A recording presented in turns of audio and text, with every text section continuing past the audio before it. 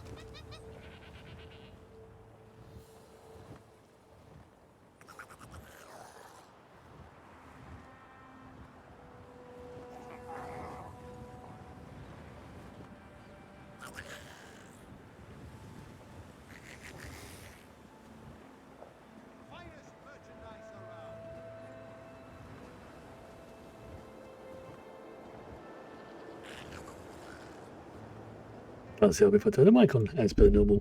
Hello. Back in the Elder Scrolls time. Ooh. Gotta say, had a bit of a concern this morning waking up that I thought my my Twitter had been... You're knackered at the moment. Hello.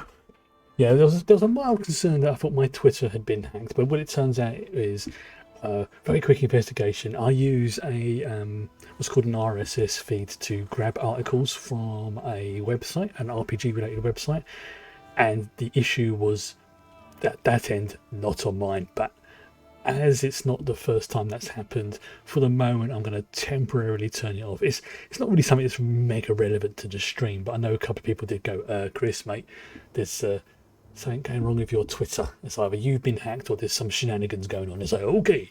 So I went out to look and it's like, yep, I know exactly what it is. Oops, excuse me. As soon as I saw it. Also, really good timing because there's a little bit of a delay. I ordered another box, like a big crate of the Iron Brew cans. £7 for a packet of 24. It's like, yeah, that's good stuff. That is really good. And I prefer it in the cans because although a bottle, you get more in one go. When you open it, it goes flat after a little while. But a can, I can put some in the fridge, some in the cupboard, a couple by my desk, and at least that way I'm semi-hydrated. I mean, obviously, water is better. But £7 for a packet of 24. It's like, hell yes, that is something I will definitely be going for. Especially as I can't really drive and go down to like the supermarket or anything like that. So that's my that is my That's probably one of my few addictions, I would say. You know, some people have coffee, other people have, you know, cigarettes and things like that. Mine is iron brew. So, you know, as far as things are concerned, that's pretty good. Hello. Trying, what was I going to say? Trying to think what I was going to say.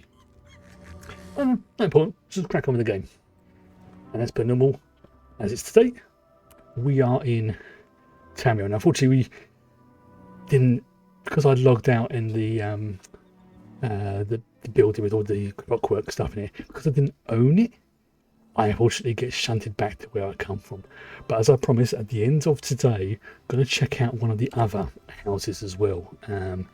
Although, the more I look at it, the more I am going to be saving up now for the Clockwork Sanctuary, because that is like something straight out of Doctor Strange.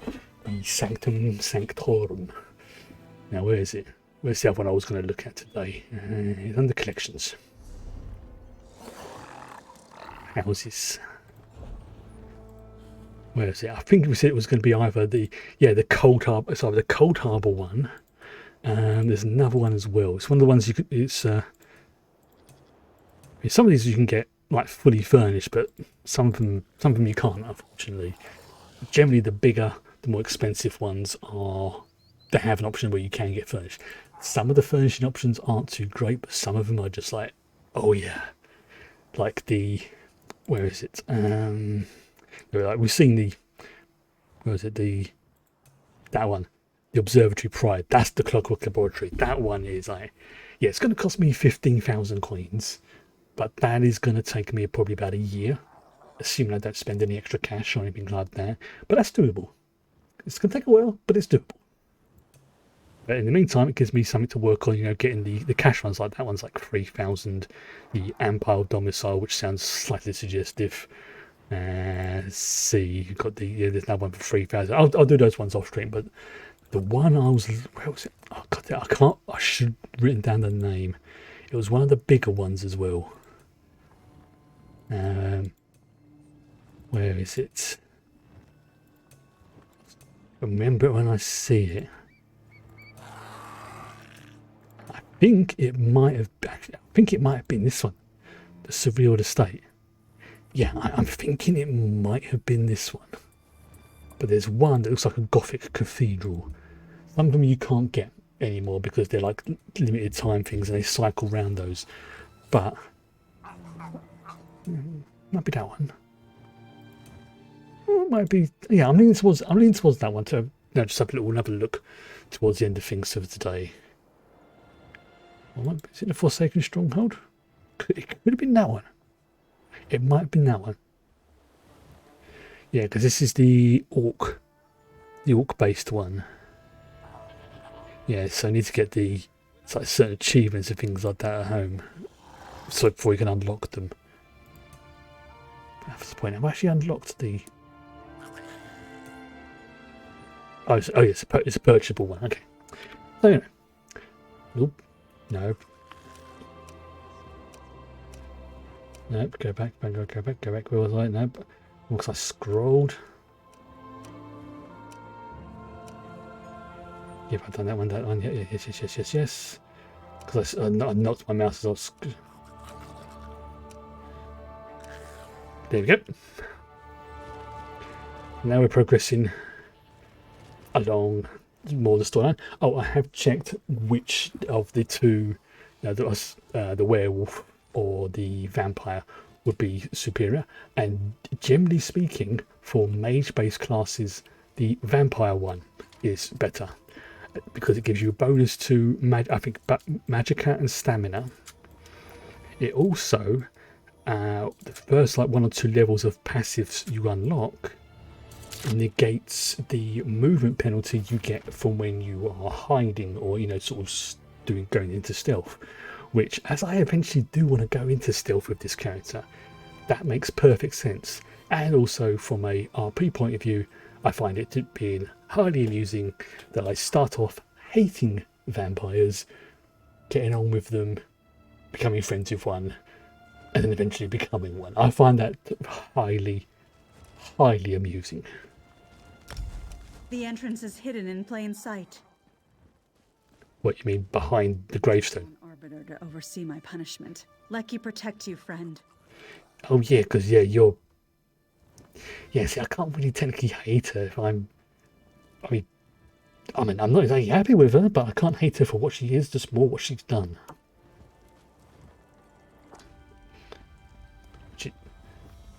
Which I suppose is good logic to do with anybody, really, if you think about it. The strength to face me, so they sent an outsider? Pitiful. Well, this outsider is about to smack you upside the head. Your skull to my collection. You're welcome to try. Oh, okay. Oh, he's a little bit more powerful than I thought. Can it be? He's that now this is coughing. Yeah, that character was a little bit more stronger than I was anticipating. Still managed to do it though. Yes. I almost panicked. Tiny little bit, almost panicked. But I've got to be careful because as the game progresses, they are going to get slightly harder because I am still technically in campaign 1. Technically. Right, Arbiter. Yeah, now I agree with these choices based on what I've said earlier. Like, I don't think she should die simply for being a vampire. Because, you know, technically I'm going to be becoming a vampire when I figured out how it's done. If it was up to me, I would spare her life. Yeah. It would be very hypocritical of me if I go, no, she's a vampire, she must die. So, you are the one the others spoke of so highly. Master Fidalia has brought shame upon Lecky's blade. I would hear your thoughts before adding my own. Yes, that I agree with. She has brought shame upon the blade. So I would say, if we can, exile her. Send her out into the desert. Send her to the that group of people, the ones I became a member of the tribe of, the outcasts. Send her to there. Who are you? Master Fidalia summoned me. For matters of honor, many turn to an arbitrator for counsel. Ah, so you're your judge, okay. Situation necessitates.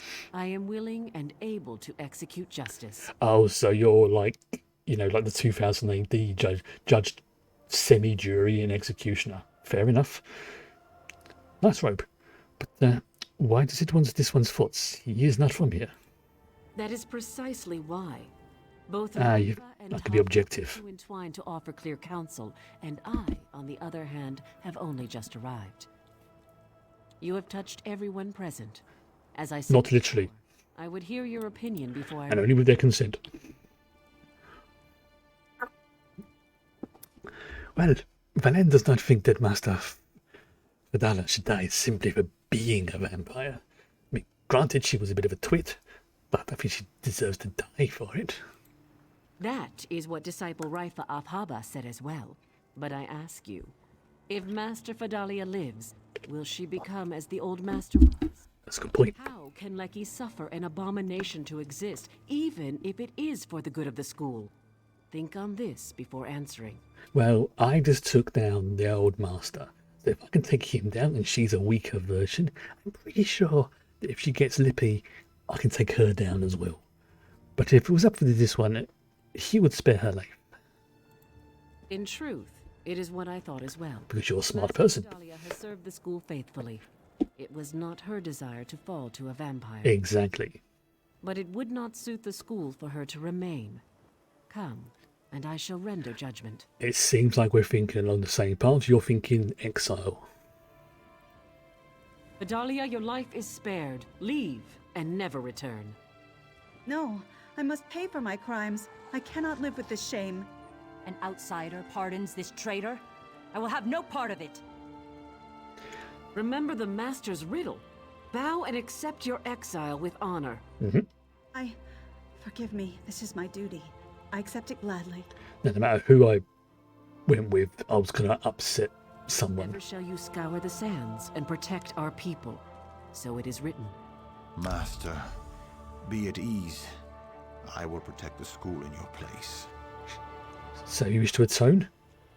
Stop people from attacking the town. That's how you atone for your crimes.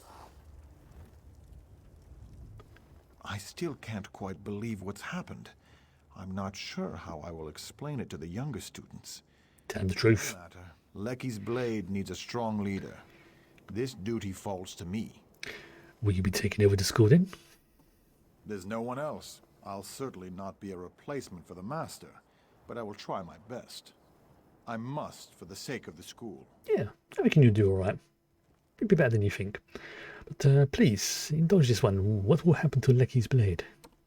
It will go on, as it always has. Let it not be said that we shirk our responsibility when need arises. I will make that is, the former masters, proud. I think you will. You seem quite competent. Right. Yeah, I'm just over now the halfway point for this area, which is good. Ooh, I've got some items that I can... Well, that's the point. I'm going to have to head to the... Actually, where am I heading to? There should be a book around this somewhere. Where is it? Where's that book? Oh, look. Monkey. There we go. That's that picked up. Right. Okay. Let's go find Musey. Wherever they are. Which is somewhere in the middle of the desert. There's the person that uncovered the plot against the king. Hail, hero. See, the embassy guards, they recognise me. But as soon as I go to the next region, it's like, who the hell are you? Right, I can go over this again, do I? Oh, hello. Oh, it's a doggy. Hello, doggy. What's it, boy? Where you go? Something in the sand? Alright, let me dig it up. Diggy, diggy, diggy. It's... Okay, there's nothing there, right. Now, you leave the doggy alone. Oh, wrong doggy.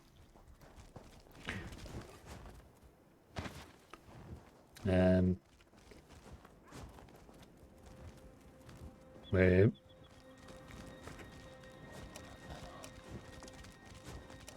Oh, it's the wrong one, that's why.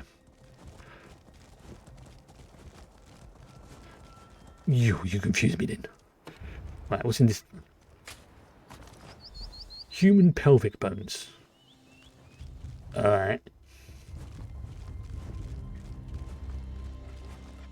What's in this one then? Oh, it's a crafting state. Vampire's Kiss. Interesting. Especially considering the path I'm going down. Get some of the silk. Now, I'm not going to do any crafting on this character. I'm going to make all the items, bits and pieces on my other one. Because this character is not set up for crafting. Can do some, but it's not set up for it. Whereas I've got another character who is set up for crafting. Now, what have you found here, good boy? What have you found? You're just getting me to find all the different bits and pieces of someone, aren't you? Okay. I mean, the quest is called Undying Loyalty, so... kind of makes sense. Now... finding the... oh, there's a skull. Hello. Reassemble the skeleton. What is going to be amusing? Wait. What? I cannot believe it. My sweet Musey led you to my bones, didn't she? That is true loyalty. Musey and I walked these deserts together in life. Okay, that is a good doggy. Change that. How did this happen? You know, the fact that there's a skeleton standing there in front of me talking to it, and I don't question it, just shows you what sort of world this is. I paid an enchanter to ensure I could come back and be with her even in death. Unfortunately, it was the jackals that got me. They scattered my bones all over and I couldn't come back. But my music came through. With your help. Thank you. I hope to heck you've also enchanted your doggy that when they naturally die, they will return as a skilly as well, and you can be together forever, because you two deserve each other. That's what you call loyalty. This is even better than I hoped. Think of all the fringe benefits. I don't need to worry about food, water, or even the heat anymore. Good point. But most important, I still get to be with my sweet music. Now, it's probably pretty obvious, a dog against a pack of jackals is probably not a great idea, but I want to know what happens this one. What happens when she dies? The same thing that happened to me. I had her enchanted as well, of course. Excellent. She will come back and we will continue on our way. We both love the desert, Musy and I. And this way we can wander these sands together forever. Now that's a nice little quest. You are good doggy. Yes, you are. That is, I mean, at least the dude was thinking properly, thinking, wait, if I live forever and my loyal companion dies, I'm going to be without her. But that, I mean, the quest is called... Who's cutting onions? Like, a bit dusty in here.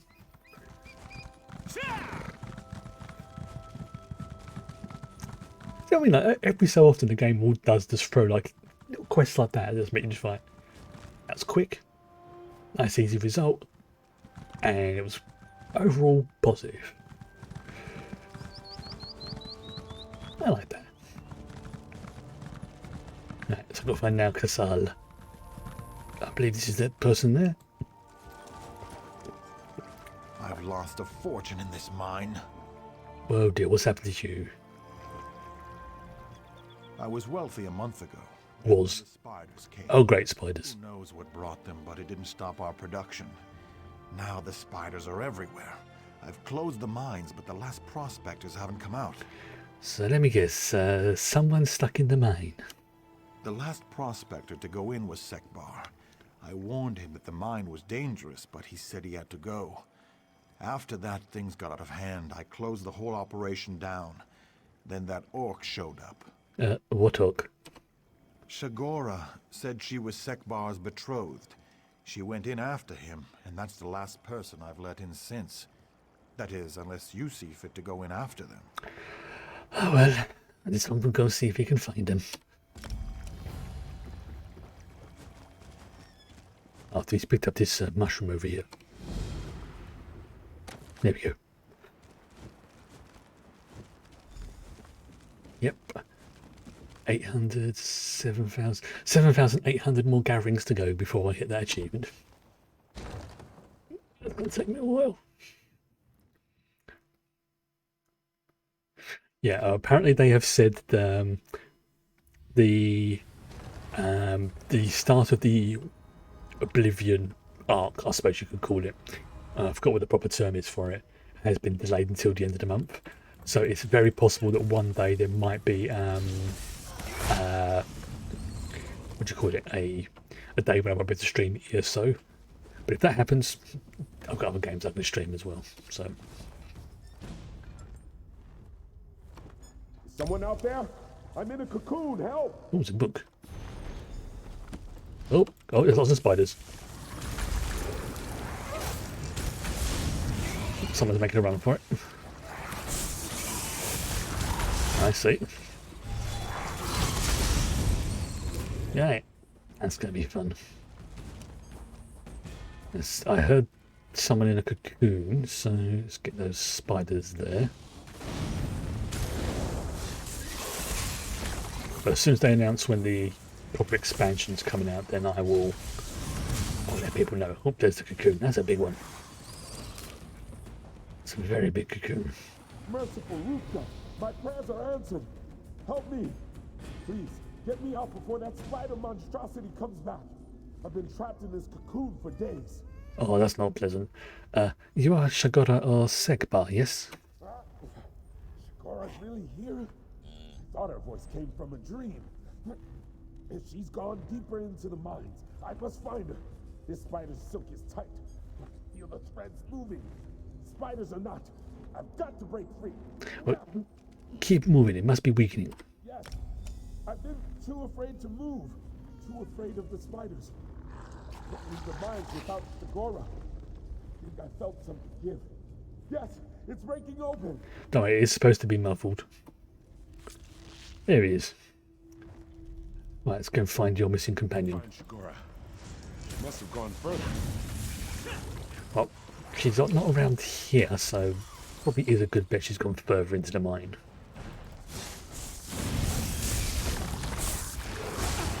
Alright, go.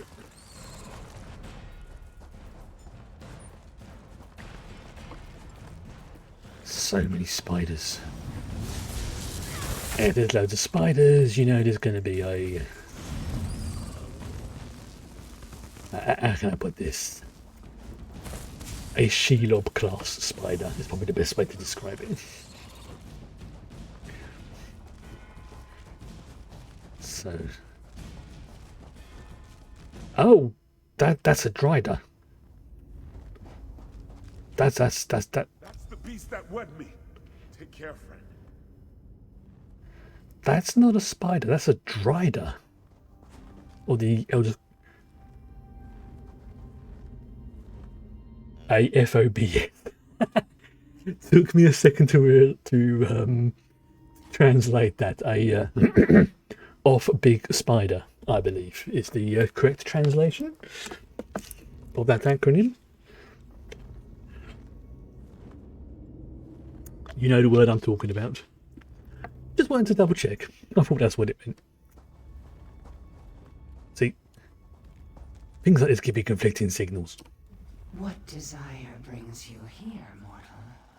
You seek the orc female, perhaps? She is now an ornament to my collection. Oh, great. See, Driders. Creepy. There's a specific word I'm trying to think of where something is creepy yet beautiful at the same time. Like, it's like, that is beautiful creature, but at the same time, terrifying. What are you? Some of this world claim the gods as ancestors. To them, the Daedra are divine beings who are not the ancestors of Tamriel's people. Your divines exhausted... It's just the armor plating and everything is brilliant. We do not. Please, let Khajiit speak to Shagora. To do that, I propose a trade. You may feed an elder spider, or you can let my children feed on your Redguard friend. His taste pleased them greatly. So alright, so someone's got to be giving up some snacks for her kids, so I'm not putting somebody else for it. Right. But what if Valen refuses? Then I shall not let you speak to her. It is simple.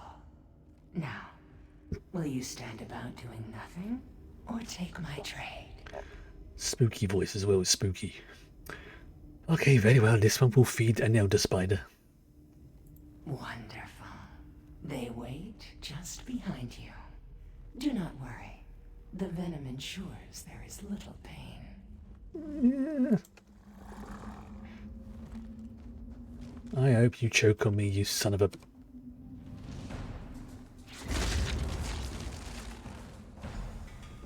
Alright, that wasn't too bad.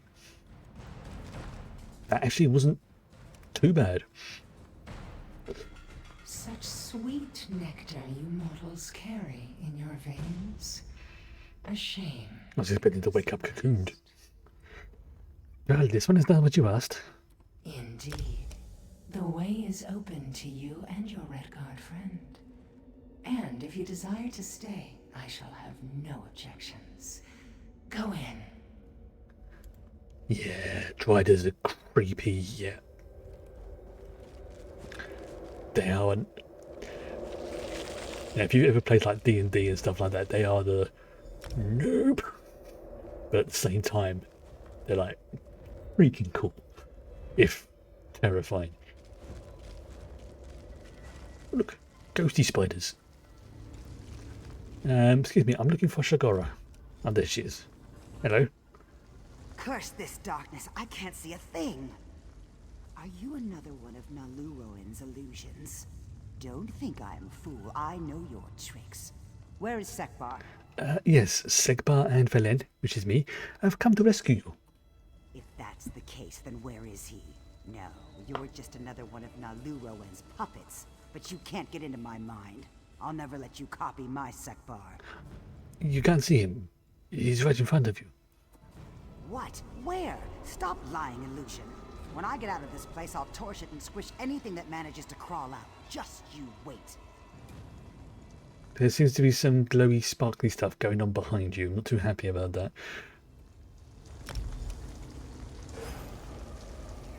Ah. The Orc woman is strong-willed. A challenge, but one that I will conquer nonetheless. What do you think of my menagerie, mortal? Would you like to take your place within? This one is tempted, but we'll have to say no. You will release us from your nest. Ah, threats are next, perhaps? Dear mortal, I have not harmed any of my collection. They provide me with comfort and entertainment, and my children with sustenance every now and again. In return, I care for their every need. That's the thing with Daedra. Like certain types of demons and things like that, they don't generally lie. You know, they said, yes, you want to have eternal life? I can keep, boom. You're now an undead. Now, you wish to be ever youthful? You know, not to age? They'll turn you into a statue and things like that. They're not like the Jinn, but they are. You only make a deal with them if you're desperate, and very few people get out a positive outcome. I mean, yes, you might be able to substitute somebody else to endure the punishment, but generally it's a bad idea to deal with Daedra. But if it will not release us, then Khajiit would force it. I do not fear you, mortal. You are in my lair. I allow you to see me because it is convenient. That's true, we're on her turf. I'm sure you could escape my nest in time. But these two would surely not survive. Yeah, she acknowledges, like, yeah, you're pretty powerful. You're pretty good. Those two are not. Oh, forgive Khajiit, but is there any way he can convince you to let these two go? As you can tell, the orc is resistant to my charms. She has not made a good specimen. I propose a trade of sorts. Give me the red guard, and I will give you the orc. Well, the guide's telling me to do this. Normally, certain things unlock if you do it in certain ways, like to get the maximum number of quests and that kind of thing. But you know what? I'm probably going to regret this. Ah, how delicious. Simply a turn of phrase, I assure you. The red guard held much bitter fear in his taste before. I will weave him a life. I don't claim to be a good person. My children do love a treat now and then. Yes. Creature, gladly take my love's place. There we go. Now, sweetling, He's and rest. he's willing. In my head. Get out! Get out!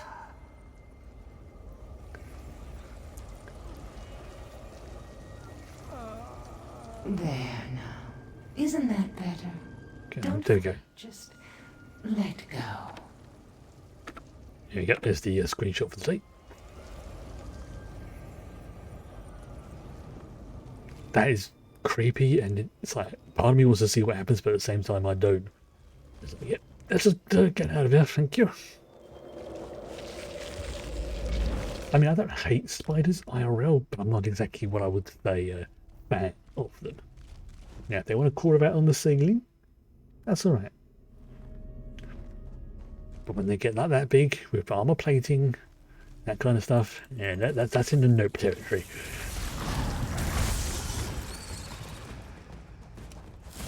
That's definitely in the nope territory.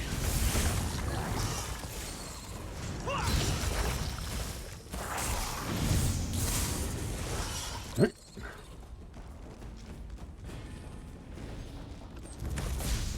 Right, so what I'm doing now, I'm making my way out. Looks like it. Let's just see. Yep, I'm making my way out. Alright. Get those buggers there.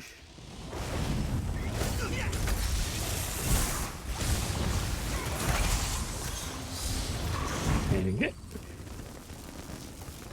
Yeah, just cheese it out of there now. A bit more than... To be fair, if I saw spiders that big, yeah, I'd be like, no, no thank you.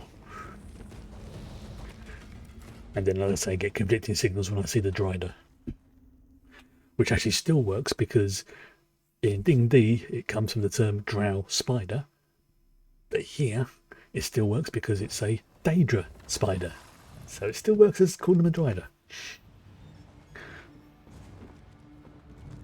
Sort of. I mean, not perfect, but it works.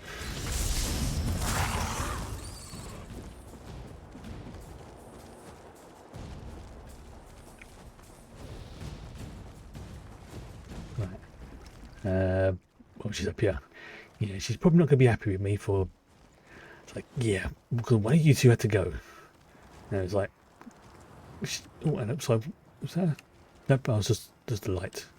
I've lost track of where you are. She ain't going to be happy. We're trying to remember what they've been called in Oblivion. Why am I so out of breath? How far have I run? I don't know. They may just be called Daedra, but I've always, whenever I've seen them, I've always thought Driders because it just, even though I know that's not their proper name, but it's, you know, when a thought gets stuck in your head and you just can't shift it. That's one of them. But back in character. We are outside the mine where the Daedra captured you. Daedra? What are you talking about? I came out here to... Well, anyway, I've never met you or a Daedra before in my life. Did you poison me? You do not remember anything. Even Segbar? Who? That's a silly name. I don't owe him money, do I? Sorry, I don't know you or your buddy Sekbar. Guess you did something to help me, though, or you wouldn't be talking to me. Arachnid gauntlets. Oh, well. That's worked out well. Her memory's been wiped. Marvellous. That's not exactly gone... Excuse me. It's not exactly gone well.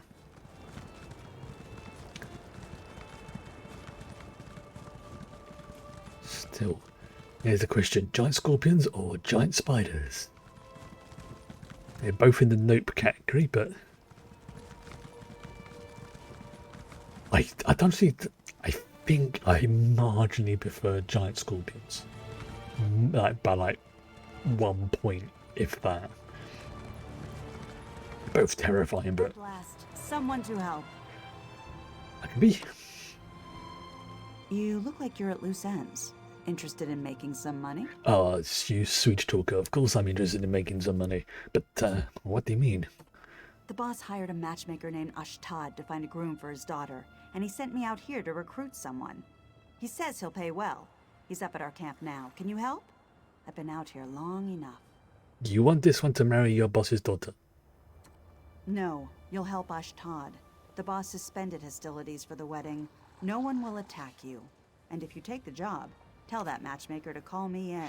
This is no work for a certified cutthroat. Go on, through the tunnel and up the hill.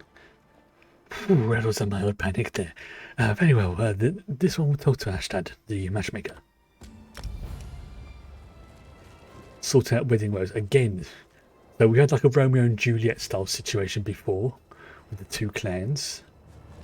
And that person's got that one there, so now I'm going to have to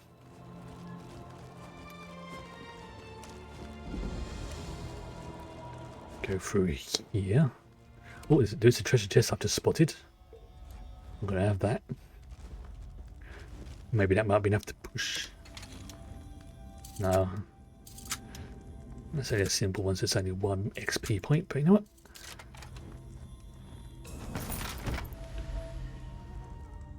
2 more points to go on Ledger Domain, before, if I'm reading that right. That's nice, the little sun ray just coming down there. Now I've got to be careful here.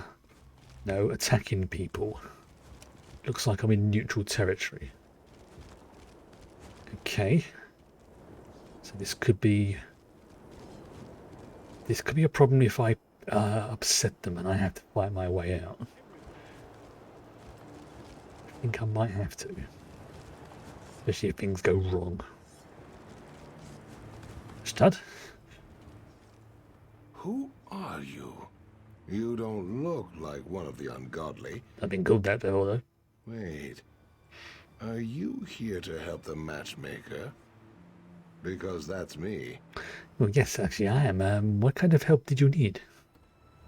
Yes, well, I'm in a bind. I'm considering potential grooms for Sarvia at Wilder, but she refuses to talk to me. I have to know what she wants in a husband, or Wilder the Ungodly, who hired me, won't gather the dowry. So I need you to talk to her. Oh, this one can try. Is there anything else that might help? Eager. Great. Once you learn what Sarvia and Wilder wants in a groom, talk to her father, Wilder the Ungodly.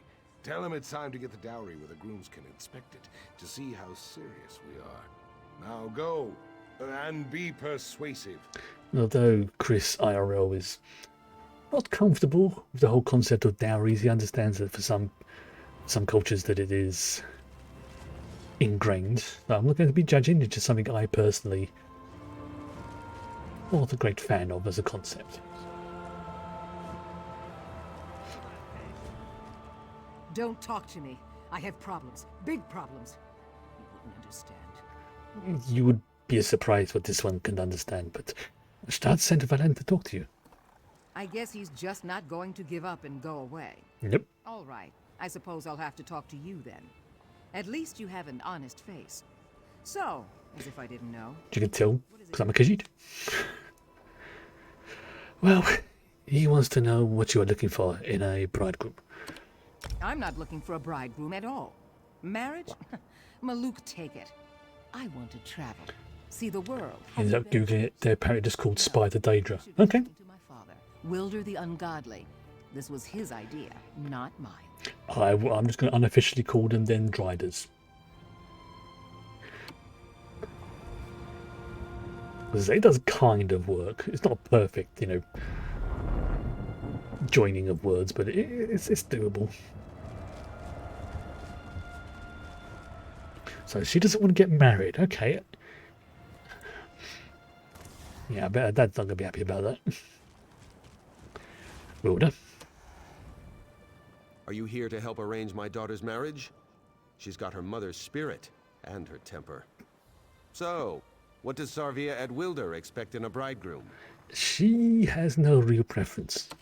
Good. Then it's up to me. First, he needs to be strong, or my daughter will make a fool of him. Respectful of his elders, and wealthy, of course. Oh, and not too hard on the eyes. I don't want to get sick of looking at him. Okay, fair enough. Yes, Ashtad asked about the dowry. Of course, of course. A good groom deserves a good dowry. I have some gold and silks from, well-wishers. They're stored in the upper camp. Gather the goods and take them to the entrance tunnel. The entrance? That is safe, yes. Ashtad wants the dowry near the entrance where prospective grooms can inspect it. I'll send a guard down with a chest. Place the dowry in it. All right, off you go. All right. Looks like I'm being a delivery person today. Some days you're slaying gods. Some days you're travelling through time and doing foul, unholy things to the timeline. The next day, you're making a delivery of a dowry.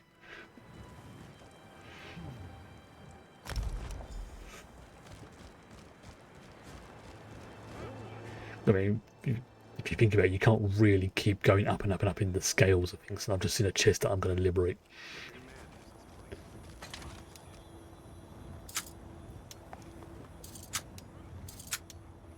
Come on. I'll have that. Thank you very much.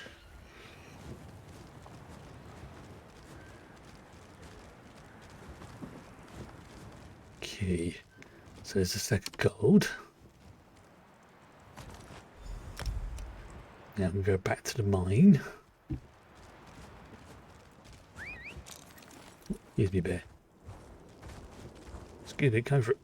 Go for it. There we go. Keep an eye out in case there's any more chests I can open.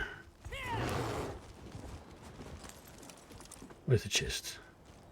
Oh, it's down here. Morality is a fool's game. Let's get that runestone. Oh, purple one. Now, obviously something's going to happen. The question is what? There you are, you swindler. What?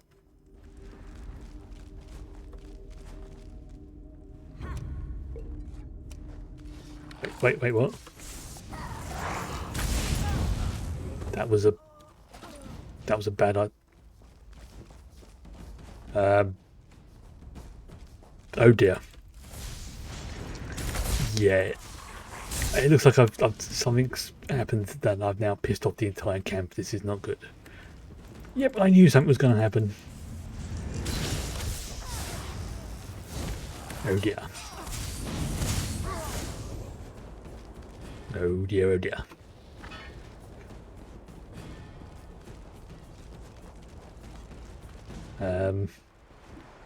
Screw it. Yeah. Come. Trust me, you really don't want to piss me off, okay? You're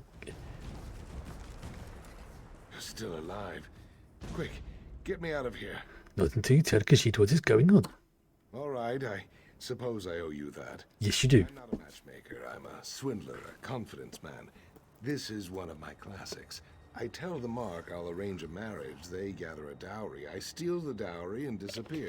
Now, get me out of here.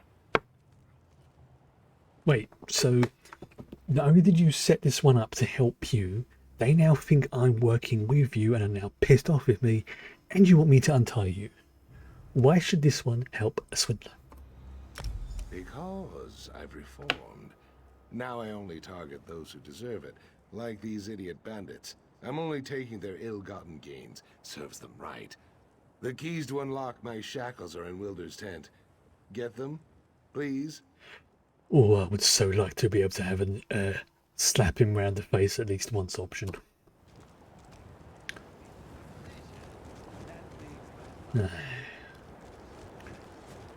Screw it. Since they're all pissed off with me, I'm going to steal the ever-loving crap out of everything I can in this camp. Get me some resources that I can sell later. Granted, not much, but it all helps.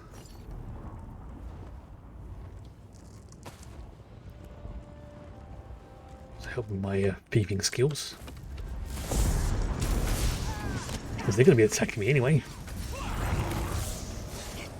Oh, wait, where you gone?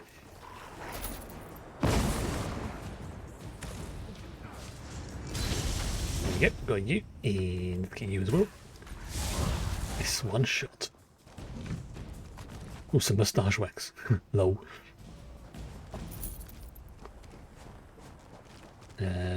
Checking these barrels, yep. Lemon, yeah, that's why I'm stealing your lemon. Yeah, I'm stealing that lemon as well. Because I can.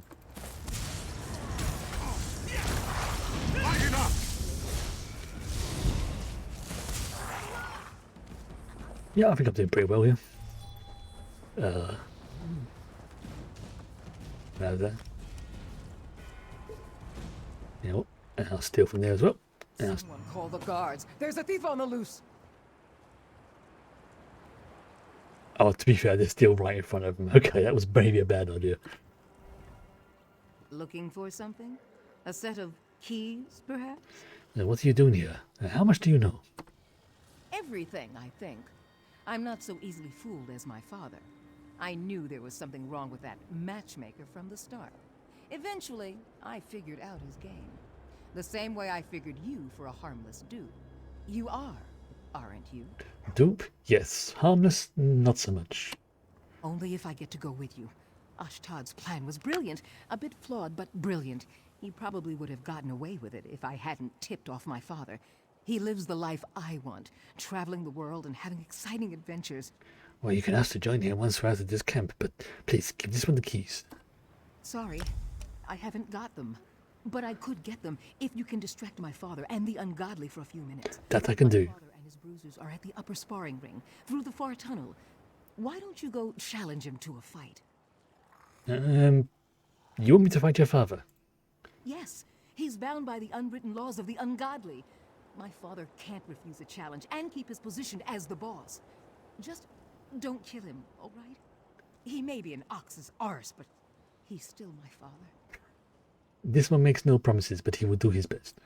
Thank you. I'll grab the keys and free Ashtad while you distract the camp. Meet me outside our entrance tunnel after you've challenged my father. I am quite sure you'll survive. Right. Just because I realised I didn't want to... where is it? There was a... got a bounty thing here, so I think... consumables, I believe. There you go. Did that come into my belt? Oh, there you go. Yes, it's like... No, honestly, look. Here's my... here's my token that says I can do what I want. I have a permit. That. But don't steal when there's someone standing right in front of you. Especially if she's an NPC that I need to work with.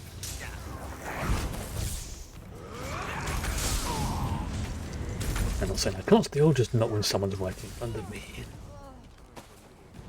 Right, yeah. Why did he have a tomato in his pocket? You know what? I'm just confused. Is that like a currency or something? Yeah, again, not judging, just curious.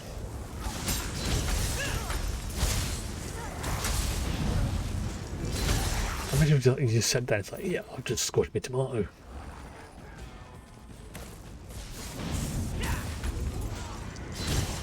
Yep, you, and you, and you. Nice.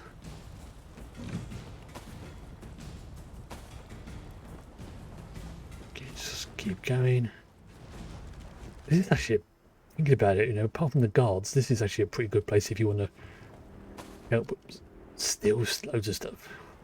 I mean, granted, it's not exactly what you would call high-end materials, but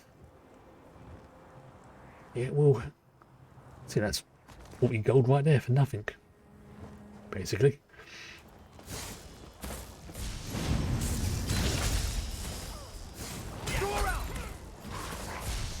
And that's one from the Ungodly's done. Talk to Slicer, the Ungodly. Right, so I've got an issue an honour challenge to him, have we? Right. Ba-doom. Oh, right in the back.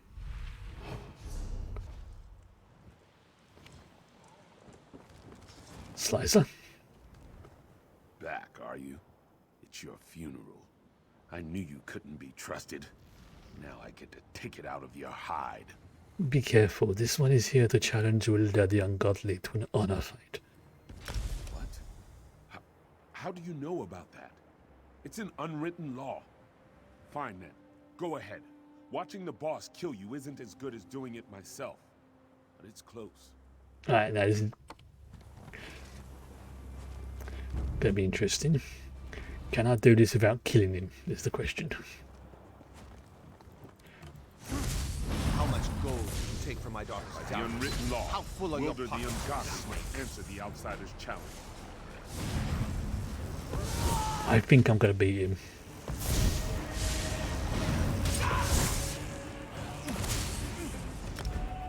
Yeah, I'll beat him. Stop! I yield. I admit defeat. Damn right I beat you. Slicer. You defeated Wilder? He's been our leader for years. This isn't right. You're not even an ungodly. The rules might say that we have to swear loyalty to you, but to oblivion with that. We're bandits. We break the rules. So you just saw me defeat your boss and now you want to try something. You want to fight Khajiit as well? No, I won't fight you, but I won't kneel to you. The others won't either. In fact, I suspect they're just as likely to cut you down as they were before. Wilder is the leader of the ungodly, and you are an enemy. I would leave if I were you. I've literally beaten you and you're giving me...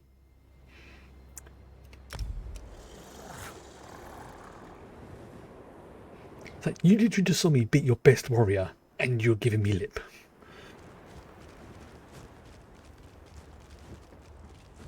Ooh. Grumble, mumble, grumble, mumble. Why do NPCs do that? Are you, in fact, not right in the head?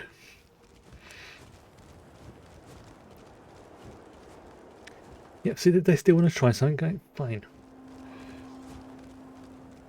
Oh, okay.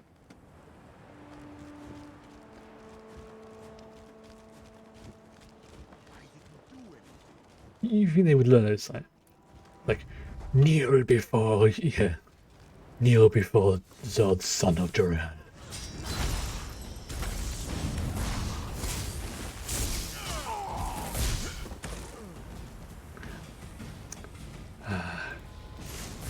That's one thing I do remember. Is I played as a I played like in like again D&D thing here when I had like a sorcerer character. And one of their spells was command. And the funny thing is, it's literally you're beating someone, smacking them outside the head, and then you just, before they die, you just go, kneel. And they drop to the knee. It's a good spell.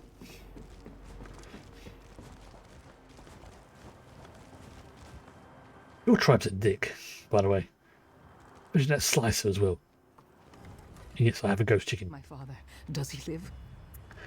He is alive, at least he fights honourably. However, the second in command is an asshole. Good. As you can see, I have Ashtad. With my help, he might even become a good swindler someday. Anything would be better than staying in that camp. It's difficult to be the daughter of a man known as the Ungodly. Fair enough. Who's winning? Now, where do I need to go? I need to go on the path this way. Let's have a quick look, see if there's a... There is not.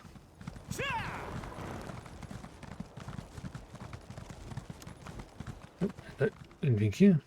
Yep. Okay. There's something on my map said it might have been there, but it hasn't spawned.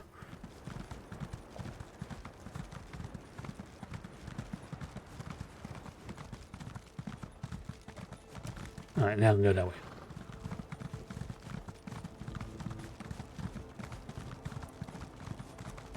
Going through the desert. There's dust storms. Wait, is it the same? Yes, this is. I think this is the same Tally we spoke to before. Help me. Tuaka guided your footsteps here at the perfect moment, brother. Yes, it is. There's work to be done. The Withered Hand has taken over the port. The situation is strange, though, to say the least. Yeah, it was either that group of necromancers, but what is the situation? The Withered Hand launched a surprise attack against Tava's blessing. Other truckers. They killed everyone and everything, even the livestock. The strange thing is, they have not raised the dead. Okay, for a cult that seems to be obsessed with raising people as the dead, that is very odd. But why have they not raised... Why have they not raised any of the dead? I do not know, but I fear they plan something terrible. Prince Azah and his men are barricaded in the warehouse at the eastern edge of town. He may have learned more about what these fiends are planning. should go to him. Well, this will go find Princess Arden. I hope the prince has learned more. I believe the withered. What's the matter with you, crazy cat? Was here, and that does not. What's the matter? You were at Tuaka's throne, were you not? What? So, you know that as well as anyone. What are you shouting for? Is it? Oh, it's probably because it's raining outside and she's like, she doesn't like it when it rains.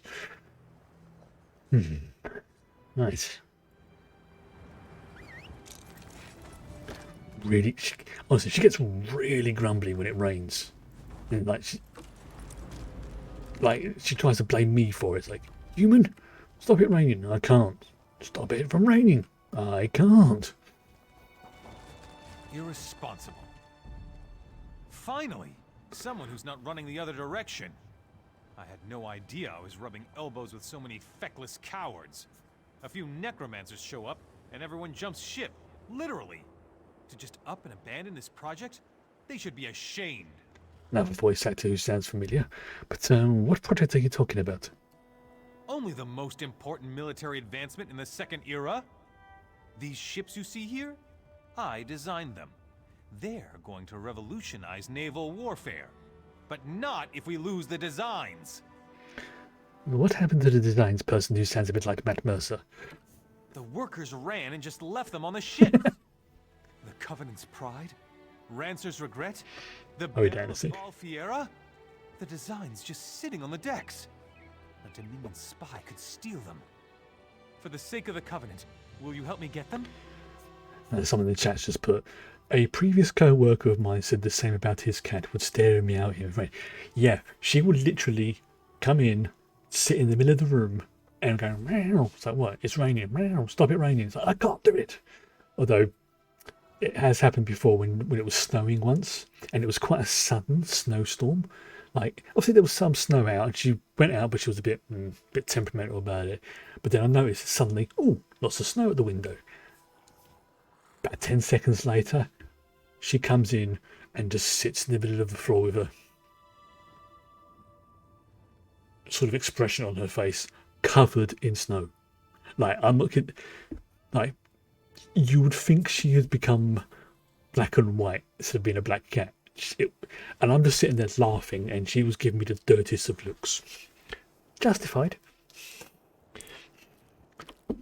I'm glad there are a few of us left who know the meaning of courage and loyalty.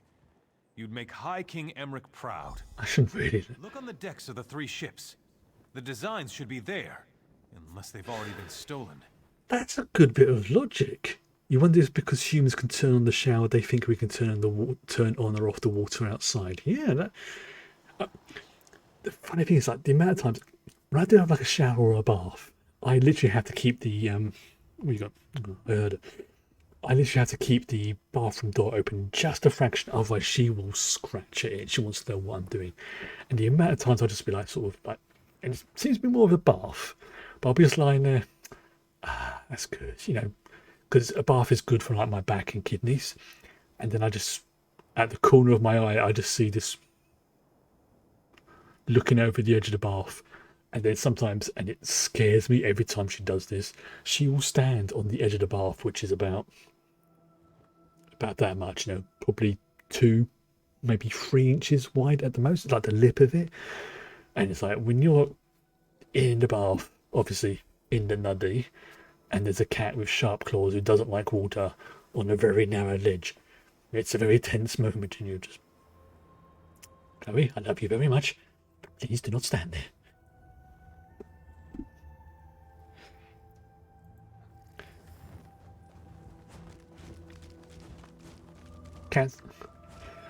Cats in general just do make me laugh, though.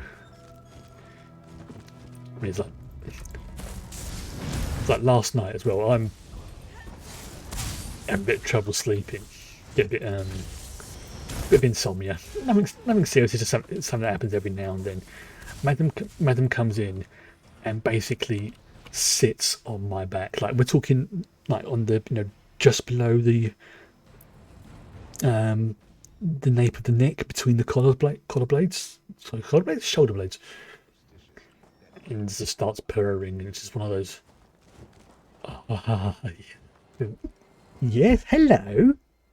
Yes, I'm talking about you. Hold on. Let me get comfortable so you can sit on my lap. Go on. Yes. Yes, you know you're being talked about, don't you? There we go. Oh, I should have gone stabby. Oh well. Right, so where's the...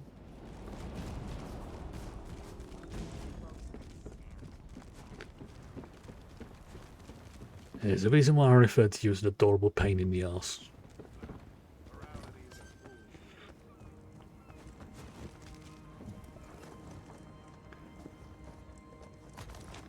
Right, well that's the plans. It's quite easy getting back. Ooh. Now let's see, can I get...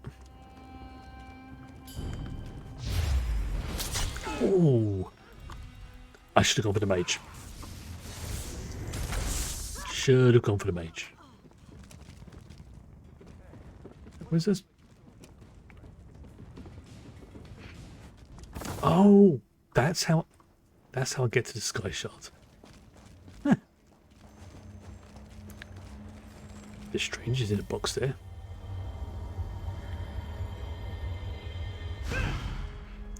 Yeah. So now to sneak. Well, I say sneak. I'm gonna go fetch some frozen raspberries. Sounds nice. Yes, noms are good. Ooh, let's see, can I get this person as well?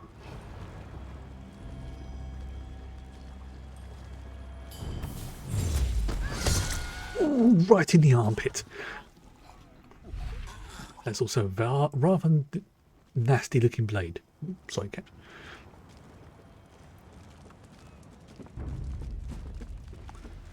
And we're sending me going across the bridge, alright.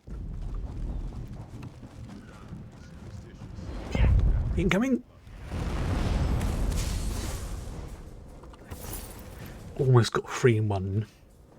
Almost. Oh yeah, they have. They've killed the cow.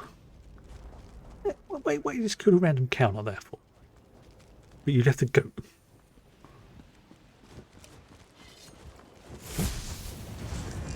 Alright, so we'll get the next one now. Just going to be on... Let's get you. Rancer's Regret. What a great name.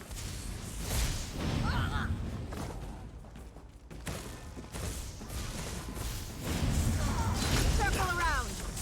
Okay.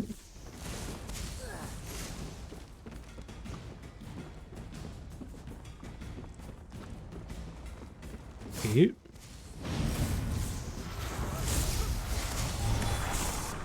And you. Let's have some lets. And you can be gone as well. Oh, that's an interesting spell. Like Grasping Hand. Strike now. Oh dear. That's an ugly entity, isn't it? Let's get those plants.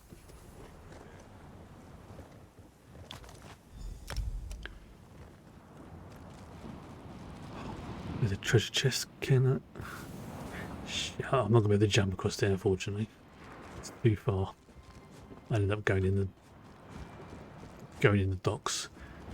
I'm going to take a go around and grab that chest, because then that should, if I'm right, be enough to get me in to the next level of Village Domain. If not, then so be it.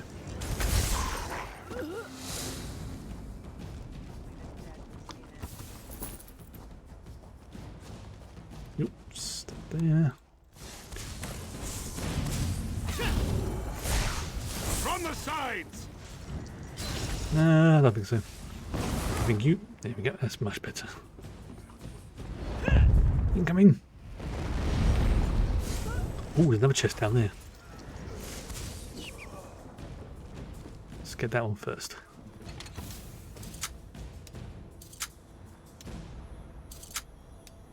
Okay, almost got it.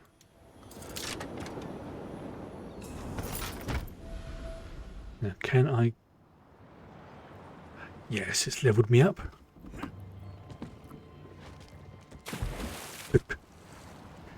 I knew this was going to happen. Yeah, I hit level 12, Legend Domain. Marvellous. I've only been wanting to do that for absolutely ages. So let's get that point into that, and that's going to get me light fingers. That's going to make my base pickpocketing skill up to 35%. Very nice. So the next one will be I can do more trafficking. That basically just cycles round to that. Nice, because yeah, I want to get up to see like that passive up to level 4, because that will be 50%. So it's pretty much like, yeah. Ooh. And just as I get that. Yeah, I can have a pardon. Just happens to be there now. Question, how do I get out of here? There you go, jump up on that.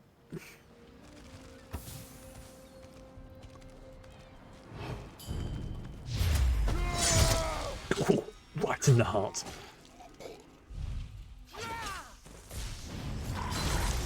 Okay, that's hilarious. My random pet has spawned as a snowball. That's hilarious. I don't have to explain something I never said. Right. To the side! That is absolutely hilarious. Yeah.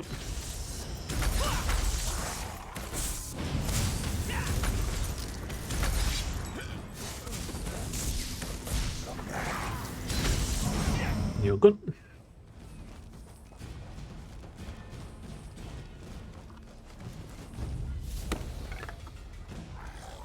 Found that instead of what you call blueberries in Sweden are called bilberries. Huh. Yeah, because over here blueberries are a very distinctive thing. Huh.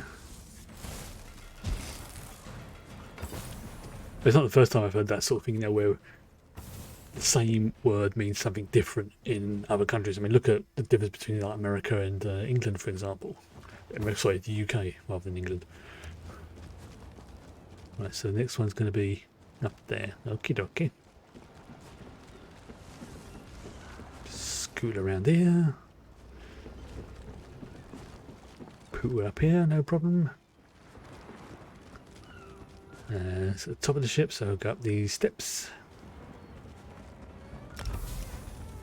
Oh, hello.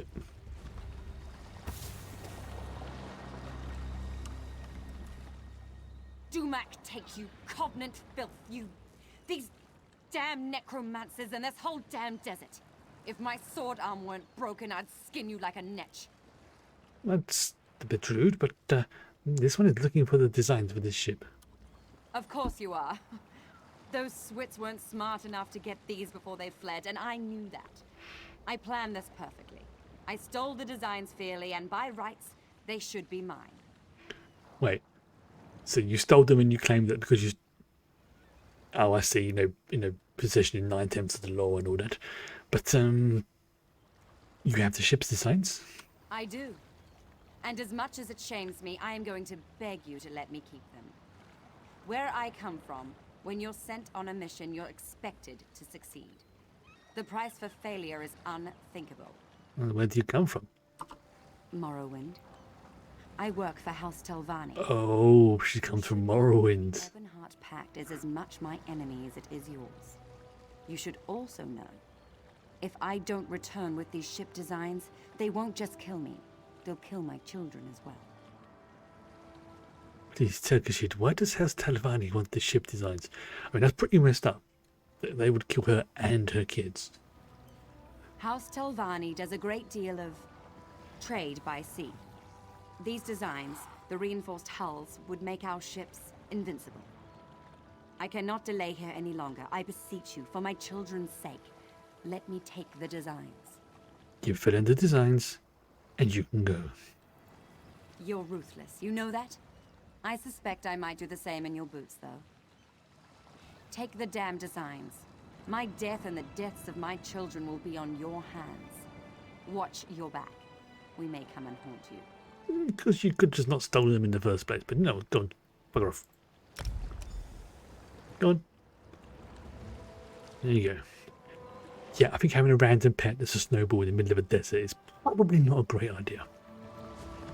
Now, this is going to be fun. Can I do this without dying? YOLO! Great success.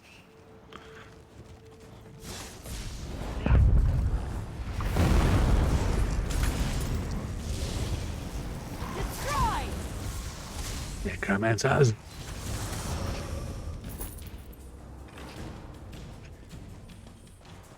Yes, my goal is by next ESO session, I want to at least find out how I can become a vampire. Apparently it can be done, but I just don't know how. Prince?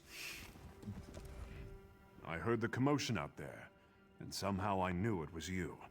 I can't tell you how good it is to see you, my illustrious friend. As you can see, we are in dire straits here. It's on the verge of getting even worse. How would it get any worse? That fiend Alasan is here. With Wafa dead, he has the withered hand dedicated to his own twisted designs.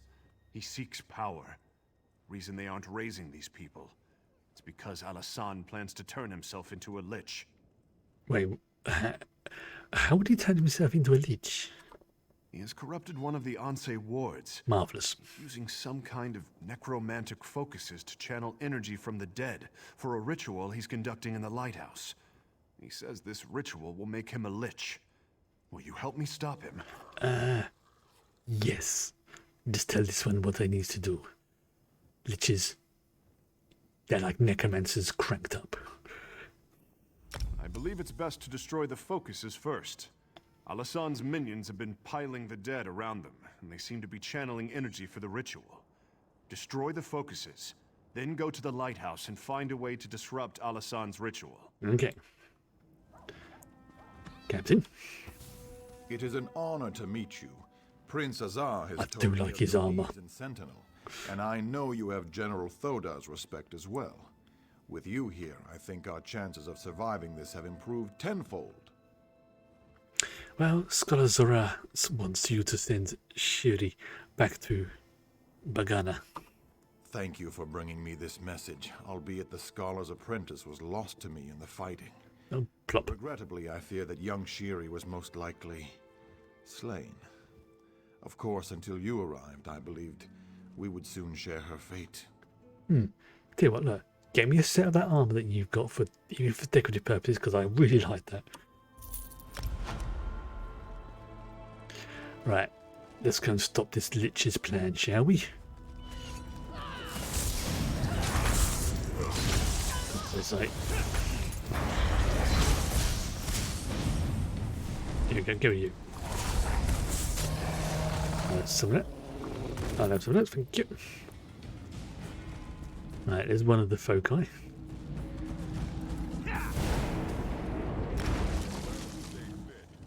Would have sunk in there, never mind.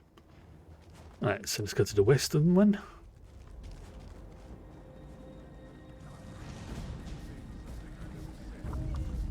Give it to you.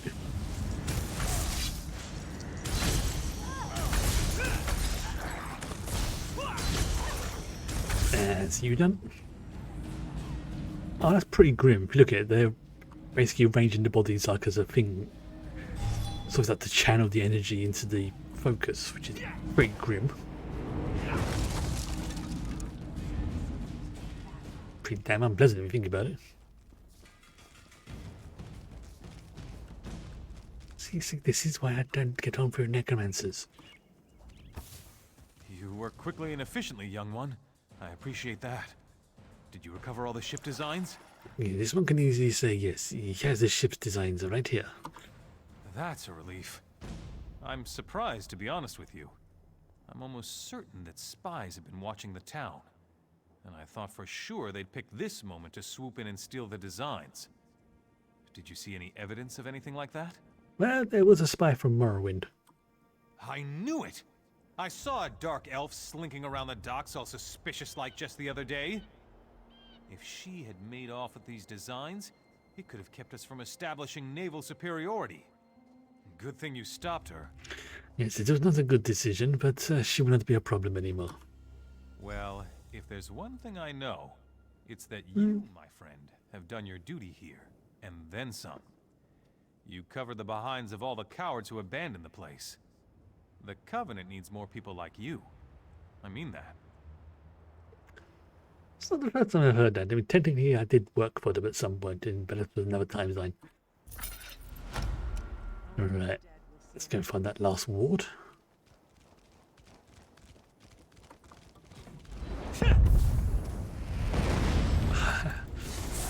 Let's go, good.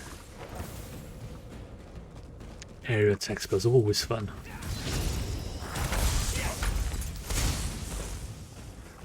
Wait, I wonder.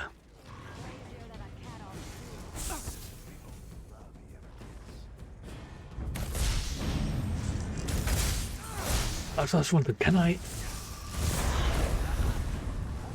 can only pickpocket. Can't be pickpocket NPCs, can I? Like the hostile ones. Okay.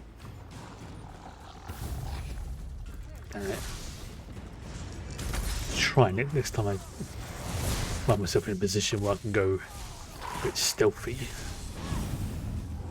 Let's see. Oh, you'll do. What are you doing in the water?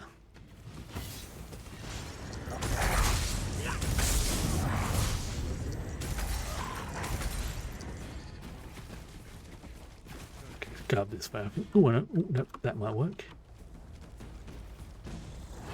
See if we can get rid of this sorcerer first, because nice. Yeah, there was no pickpocketing option there. So his body floating there. It amuses me.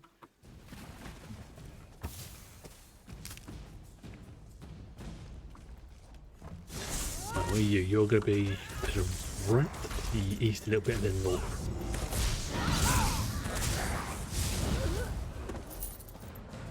Crank up speed a little bit.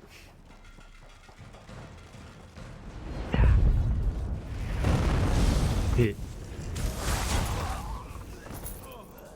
Okay, it's gonna be the easiest way to get there. There's the ramp. Cool ship though. Can't deny that.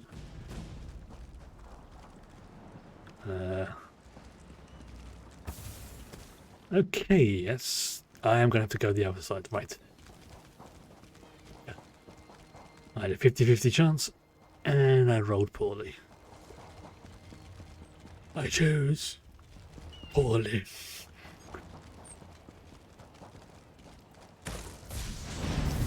There's the beacon, I can see it there from the focus.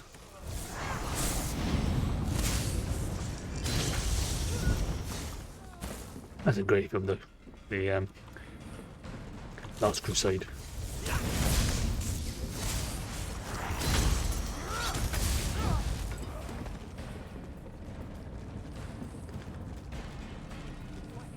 Get rid of these ones. Just seeing that snowball randomly plop out every now and then is just hilarious. Yeah, not there. Is it? Let's get rid of this focus. Right. Okay, so I can go into the lighthouse. Just going to be in that direction.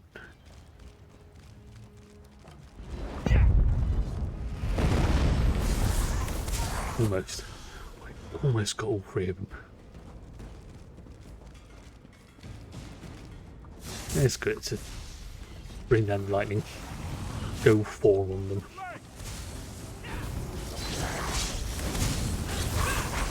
Oh, 5 of you?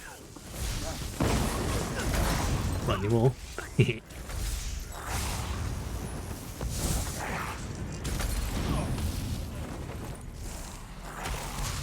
There's a floating orb there. That's weird to look at.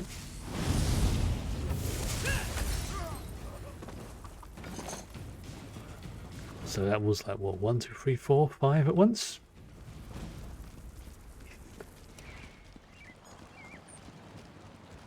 There's the lighthouse.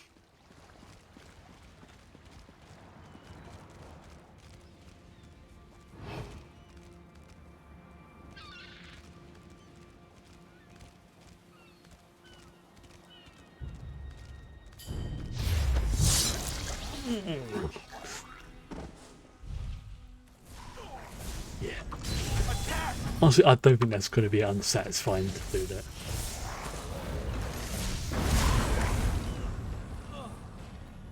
It's a bit gruesome, I will admit, but...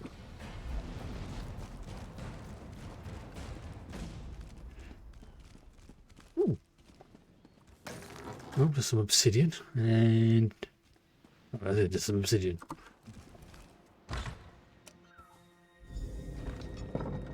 You've come too late! The ritual has begun and you cannot strike me down! I probably can, but... Oh, I think I've lost one of my familiars. Okay. There we go. She's back.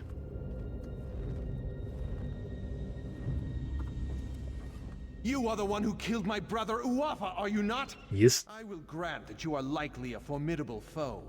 But once I become a lich, I will burn you to cinders. There's nothing you can do to stop me now! Ah, starting the monologue a little bit, but... How can you be so sure of that? The ritual has begun, and I am already bound to the Anse ward as it is bound to me! If you strike me down, the blade will be shattered! Well, that is a risk you will just have to take. You broke the Anse ward. You think that will stop me? I am not finished. Oh yeah. It is broken into After so many centuries, it is a wonder I can still be surprised. I could not abide the necromancer corrupting my ward, but I was powerless to stop him. Your actions have shattered the blade, but you made the right choice. You have my gratitude. Yeah, I'm not blaming you for it, but he was a bit of a giving it, didn't he? But what do we do now? Shattering the blade was the only way, albeit there were consequences. Necromantic energy was released, causing the dead of Tava's blessing to rise. The necromancer himself is not a lich, but he has become a powerful spirit. So he's not dead? No, he cannot be slain now. There is a way, but I am fading. With the ward broken, my strength wanes quickly. I will presently go to the far shores unless you can reforge the blade. Well, looks like we're reforging the blade. What was the blade called in Lord of the Rings? Andariel? Flame of the West? Well, how does this one reforge the blade? Do I need to find Elrond? We need the god's favor. For Tava, capture the desert wind. For Morwa, get the milk of a goat. Okay. And for Zet, gather the earth from a fallen warrior's grave. With these elements, reforge the blade. Then bring it to the Anse shrine. Earth, air, fire, and water. Narsil, that's it. Narsil was yes, which became Andariel after being reforged.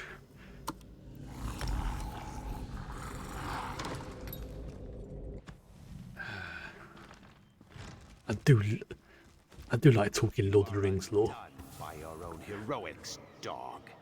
Dog? I may not be a I'm Khajiit. but I have an army of undead. I mean, I would not call myself an expert in Middle-earth lore, but I would definitely say my knowledge is above average when it comes to that.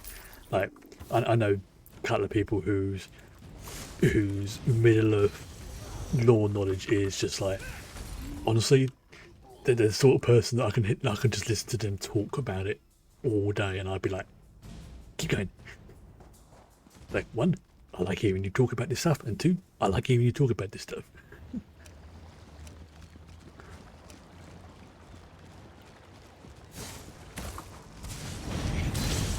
Because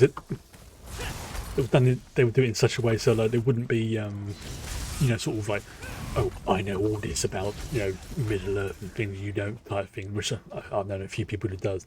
Though no, they were very, or I can admit, not gentle, but they were it's a sort of thing that I could easily imagine them, like being like somebody who would sit down and tell tales about it and things like that. I'm just talking to them about that. Damn you, COVID.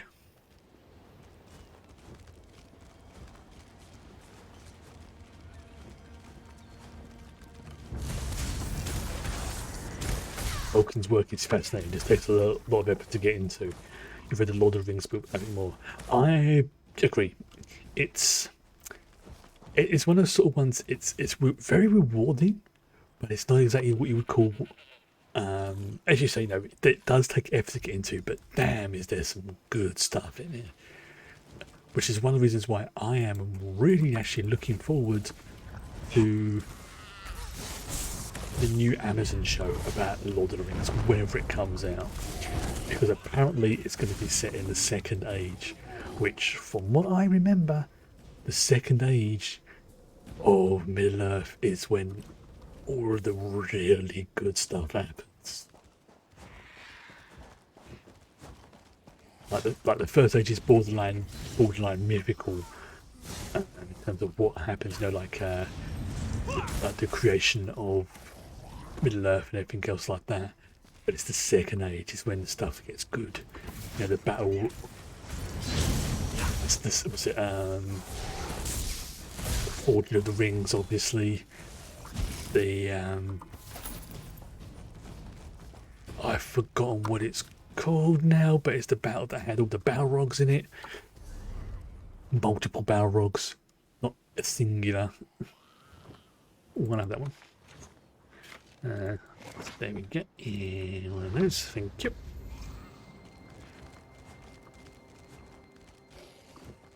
So I am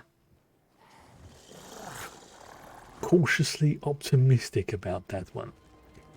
I mean, the fact that when they sort of announced it, there was some rumours flying around that it was basically going to be You will die. Aragorn, the young years. Yeah, that's not going to happen, mate. But then they just found no. That was a concept they were thinking about, but then they realised no, that's not going to be great. They may finish the series ending towards basically with the equivalent of the birth of Aragorn. Sort of like, what shall we call this child? Arathorn and that kind of thing. I said, yeah, that is a possibility. It may happen, it may not, but it's not going to be the primary focus. Because as I said, they've even said there's so much more interesting and fascinating stuff in the Second Age that this is like the perfect opportunity to see it. And considering the budget they've got, which is ridiculous. But obviously everything's been put back a little bit. It's still in the works. It's just it's been postponed. They're doing well, not postponed. Basically, the stuff they can do without having to panic too much about like all the COVID problems and things like that. They will. Right, I've now captured the sword. So I've got the earth. Well, the water's technically the goat's milk. The earth. Everything else as well. The fire. Yep. Oh, great. It's more of these zombies. Oh.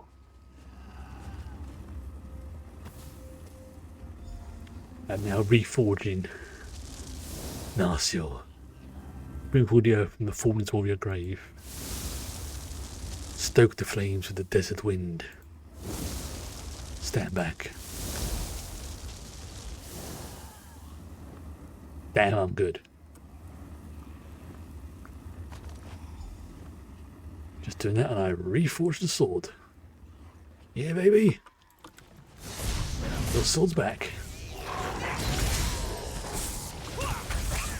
Still supposed to be more of a symbolic sword rather than a proper blade. Yeah, I'm pretty much just using the blacksmithing equivalent of super gluing the parts back together. So yeah, it's not going to be a practical blade, but it'll hold itself together. It'll do the job.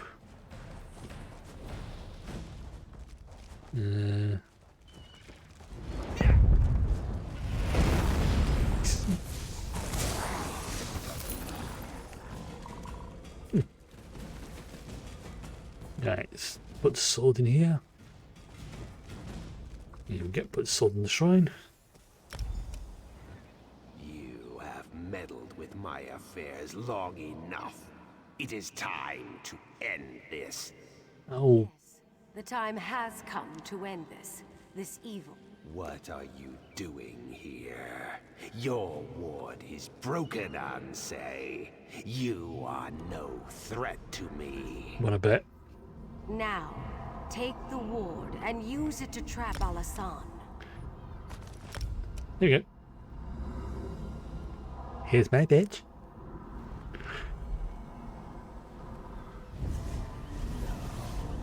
By the power of Grayskull. No!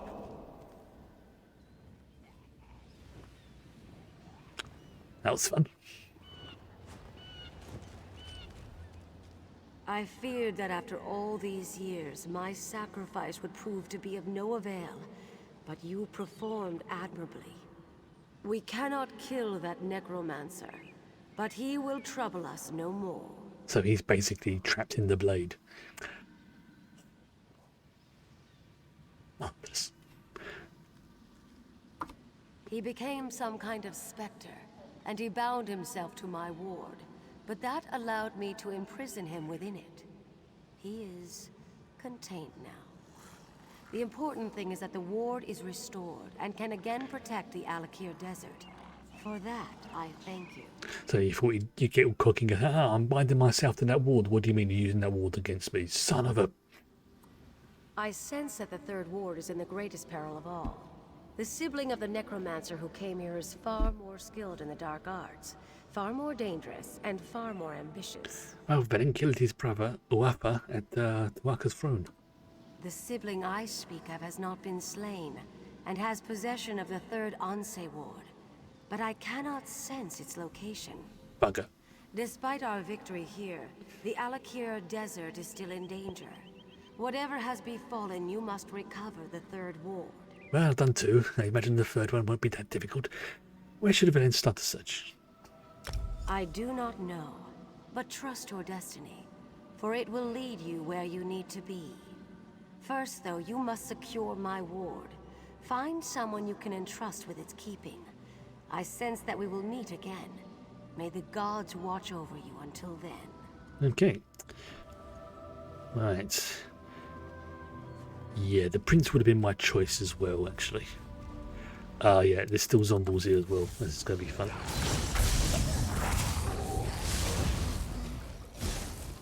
Well, they're called zombies, the Ranetu.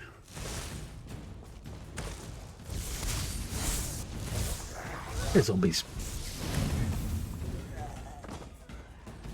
Hands up. Come on, trinket. Let's find the prince.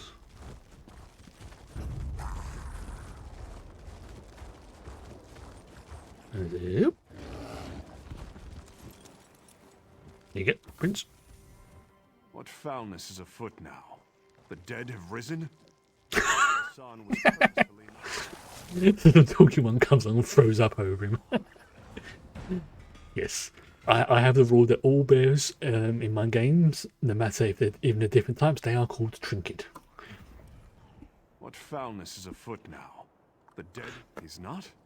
Oh, we should rejoice then. That bastard. I relish the knowledge of his defeat. Without him, the rest of these necromancers do not concern me. Not in the least. Like the Ansei ward. Do you have it? Like Geralt calling every one of his horses Roach, I call all of my bears Trinket. It is the law. Oh, yes, but the Anansi asked this one to give it to someone he trusts, and I think I trust you. And you brought it to me? Yes. That's quite an honor. I promise you, for as long as I live, it will not fall into enemy hands again. Good to hear. Now, Only the final Anse ward remains. But if Uwafa and Alasan are gone, who has it? Well, Ansimacha said there is another. Another sibling? But who could that be? Wait, Satura did have That's a nice staff. young daughter.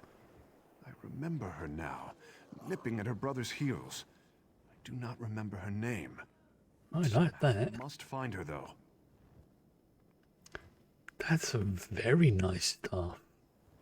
It's a frost staff, but it's a very nice one. I think I know where to find the third Anse ward. Go on.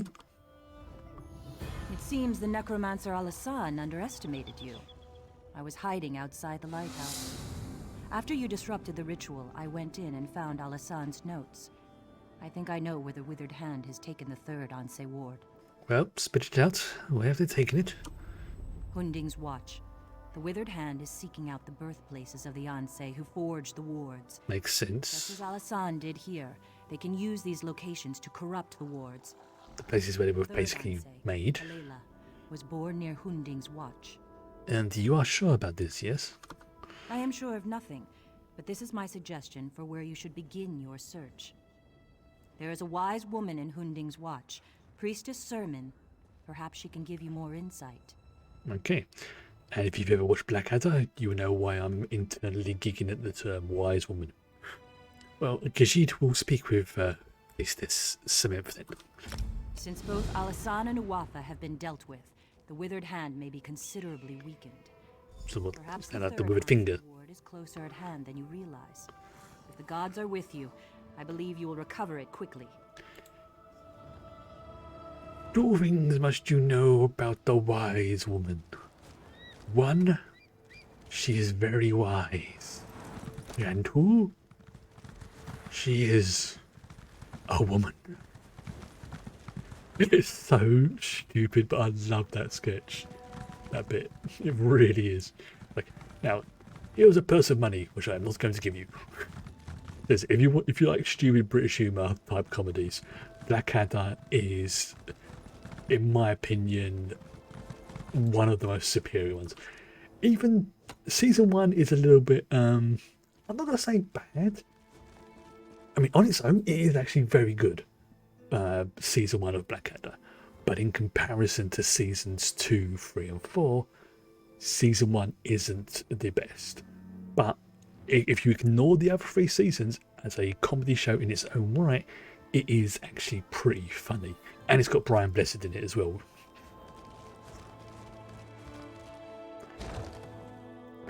But I think my favourite one has to be probably the 2nd season of Blackadder, because it has one of the you know, when you find something so funny, you honestly think you're going to lose control of your bladder. The episode is called Beer. If you want to try and find it like on Prime or Netflix or whatever, or BBC, any of those type of things. If you ever see it, and if you ever get the chance to watch it, episode, I think it's 3 or 4, but it's called Beer. And I am not kidding. The last, probably the last few seconds are so funny, and the timing is perfect. It really, really is. I'll say no more, but if you've ever, honestly, if you get the chance, watch it. It really is funny. Especially if you've got a 12-year-old sense of humour like I have.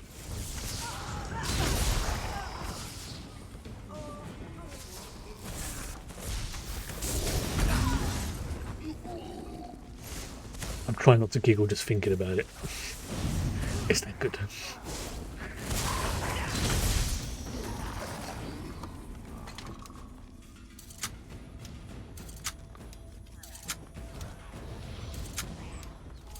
There we go. Marvellous. There's a note over here somewhere. Right there, I see it. Little quest indicator, thank you.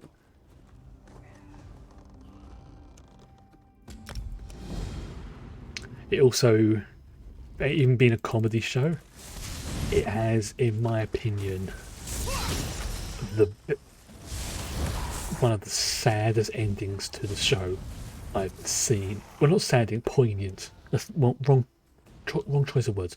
It has the most poignant and way they ended season 4. Season 4, for those who are aware, is set in World War One, and it ends. Yeah, it just ends. There was. You got to be so careful with that. That no. How they could have ended it by basically metaphorically taking giant whiz. Exactly. Yeah, it's. From all accounts, there was a few of the more higher ups, like in the British Legion and things like that, who were like, "You're going to do a comedy show about World War One, and you're going to do what? That is incredibly disrespectful." And I just went, "No, seriously, just watch it." And apparently, almost everybody came out of it with just either stunned or tears. Even thinking about it, it's like. Honestly, it's a perfect ending, but it's, as Asaphon said, stunning is, there's no other word for it. There really isn't.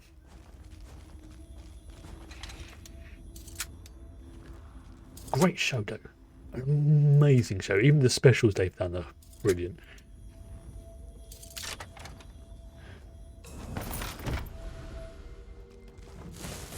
Especially like the Blackadder version of A Christmas Carol.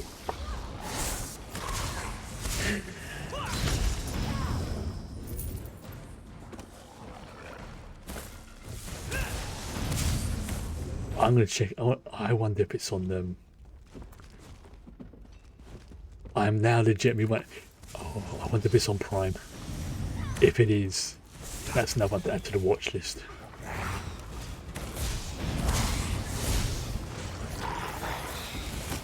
Oh God! I'm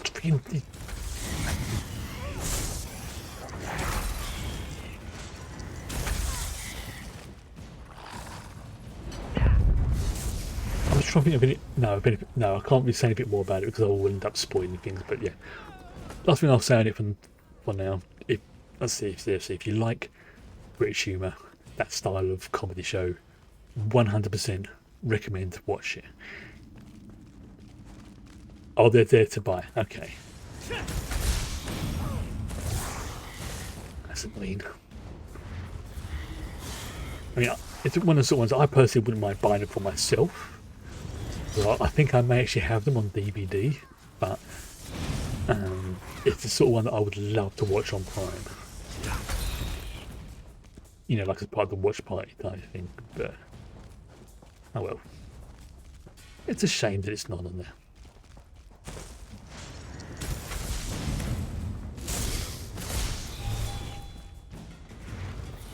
I think what other ones are. Red Dwarf, that's another good one. That's hilarious.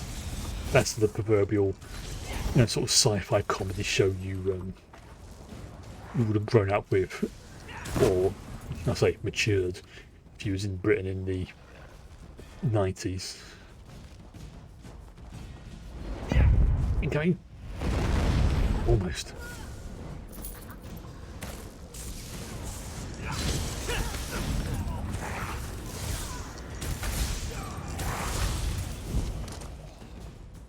No, again, it's all I've got stuck in my head now, different Blackadder stuff. It's like, no, don't spoil anything, Chris. Don't spoil it. It's, even though I know some of the jokes are coming, in fact, if anything, it makes some of those more funny because I know what's about to happen and I start making myself laugh. Then when the joke happens, it just adds on top of it.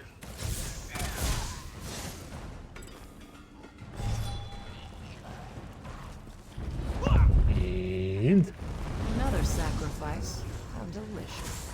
Let's see if you're strong enough to be. Let's see if you're strong enough to. Oh, hello. Did I get a?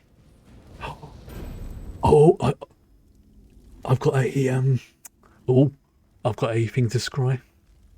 I've got another thing. Got another gold thing to scry. Marvellous. Right, I won't do it inside here. I'll wait until I get outside. And then as per the other quests, when I get them, we're going to do that straight away, get it over and done with. I don't want that lead to disappear. You right, okay? What's the matter with you? Something got your attention? The withered hand sent me here to die. I'm quitting. Good.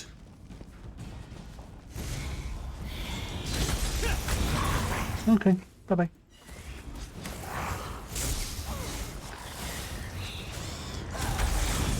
What's that item get me?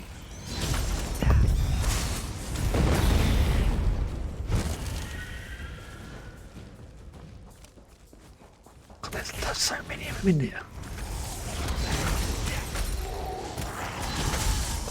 It's like I'm taking on an army.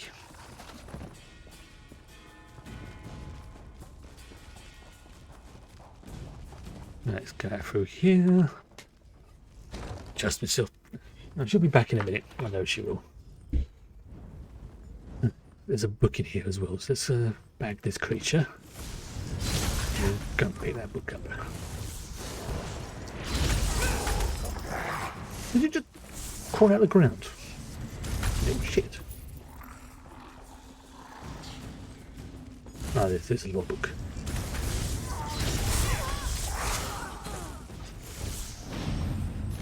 Yeah, it's got that logbook. Let's get out of here. This place is annoying me now.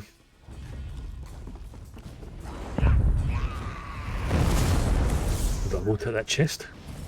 Because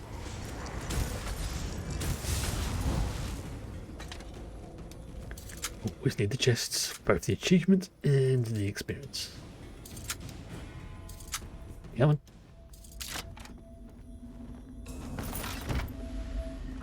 Okay, nothing fancy, but it'll do.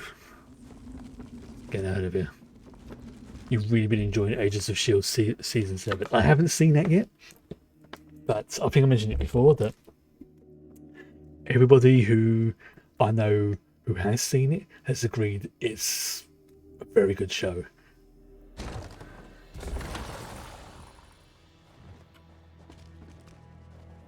And that does seem to be the general consensus that it's worth. What's this?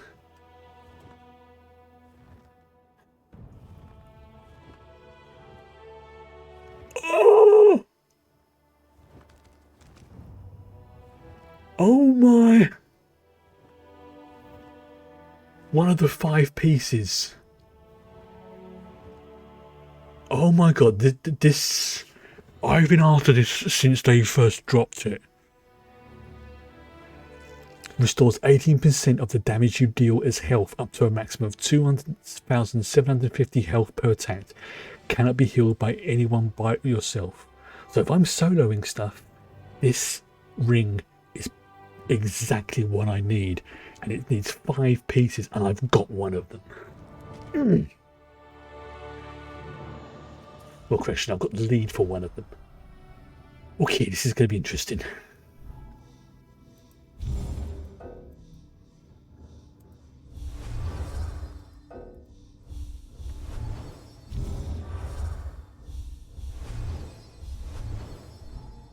Let's say there.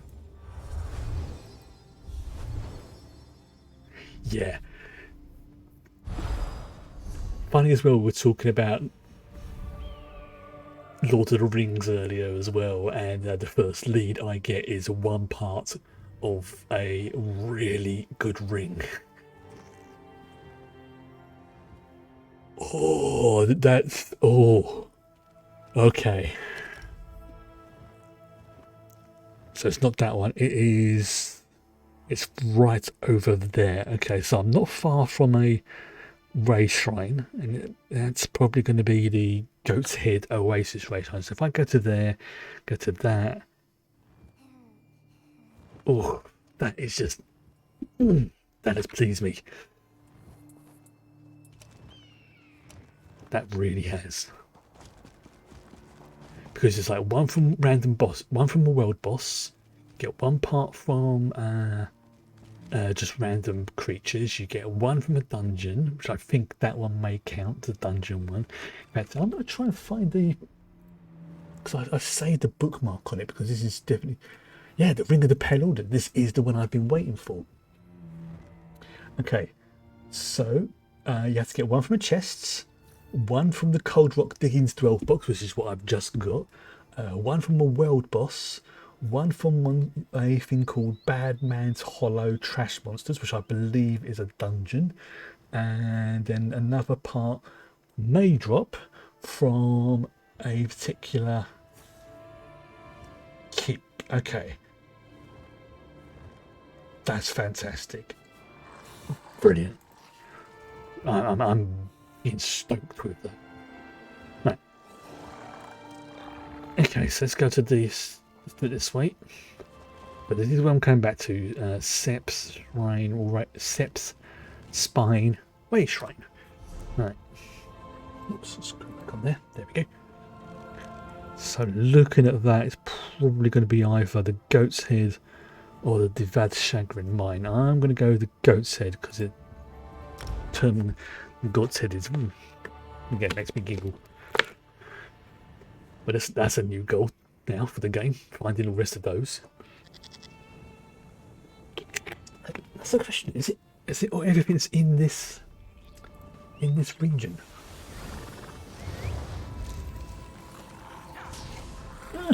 No, it just looks like it's scattered over the world. Oh yeah, one's in Bangakore, one's in the Alakia Desert, which is what I've just got, one's in Rothgar, one's in Galumbra, one's in the Reach. There we go, that's something to do on my day off. That was a mouthful. Sep's Spine Way Shrine. Yeah, how many times did I get that wrong? Right, so I'm going to have to go sort of down that way, loop around. Okay, that's fine.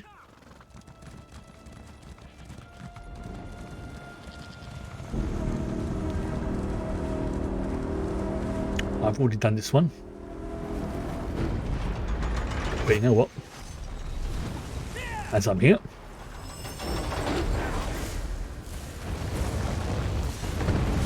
let's do this. As I'm here.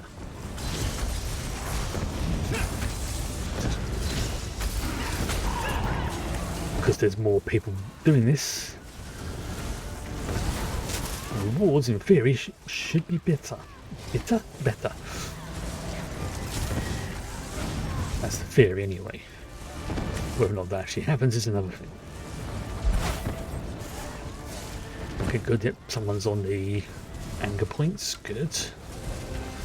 I'm going to swap over to this one. Deal with that. If I'm right. Drink in your victory. It won't last long. Surprise! Oh, that's a big beastie. Yeah, that was a lot of HP it had there. Didn't last long, but it had a lot. The plan is in place. You are but an inconvenience. This is why people do it in a group.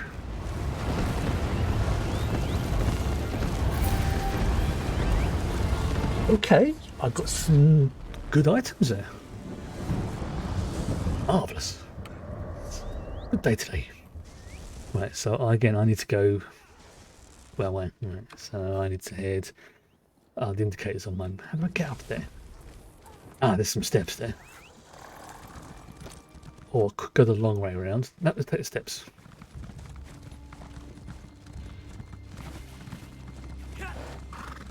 Yeah, take the steps. You see everyone though goes to the shrine to go to the next one in the rotation. It's good if you want to like sort of level up your like, achievements, or you want to get certain items, or you just want to do stuff. I think I must have done that a long time ago. Hence why I've got most of them all marked off. Probably did. This is a small area as well. So it's going to be right by this statue here that looks They're almost like the Argonian.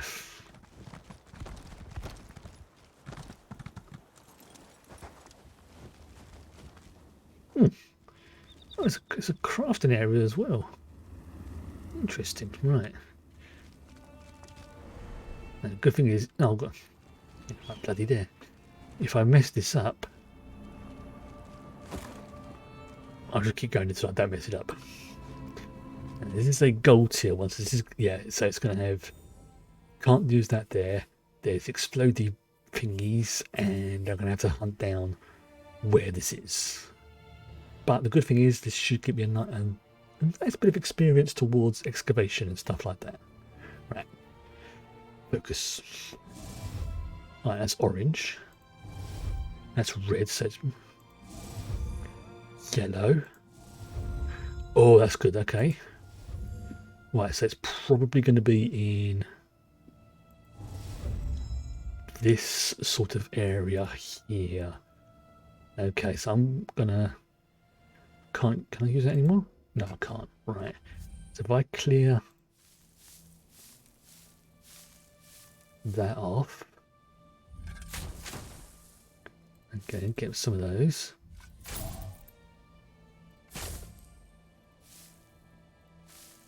Right.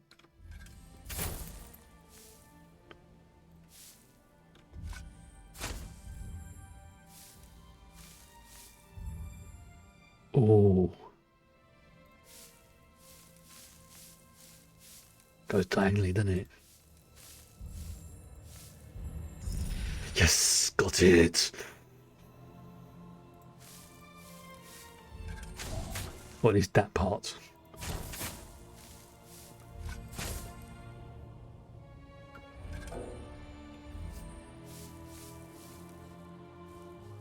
Yeah.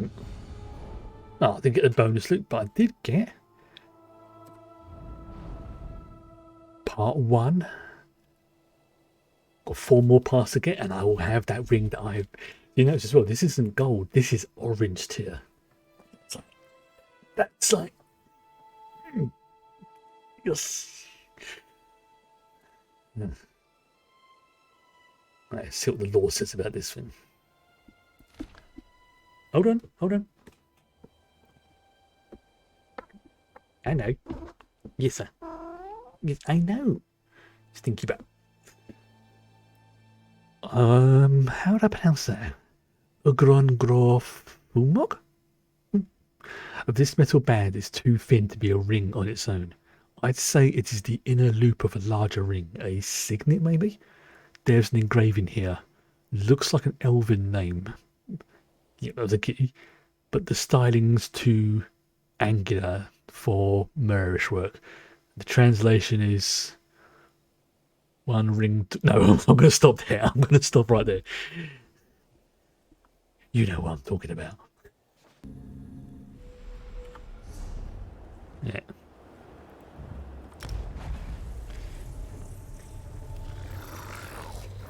Something rule them all.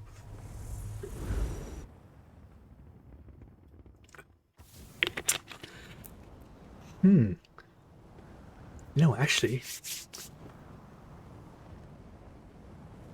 No, I'm not going to do it now. Otherwise I'll get too engrossed in it.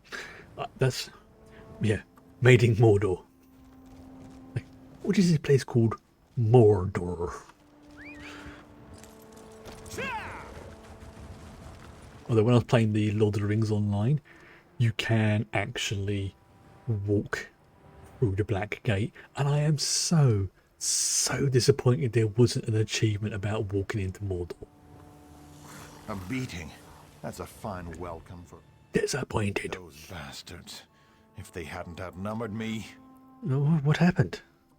I came to join the Saltwalker militia, but a bunch of bandits stopped me, roughed me up, and tossed me to the side of the road.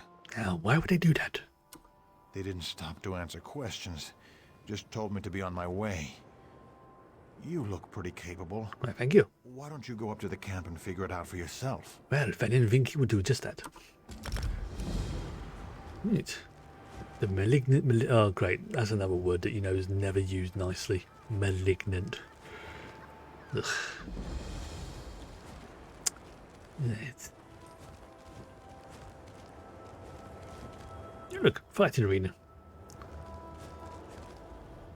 New around here, aren't you? Yes. I advise you to have a talk with Captain Uznigik. Uznigik. Captain Uznigik. He's the officer in charge of the real militia here. Those of us still loyal to the effort to join the Covenant answer to him, and not Gudars and his thugs. Interesting. Let's go speak to that other person whose name I've completely forgotten how to pronounce already. If you're here to join up with Captain Uznigik, Uznigik.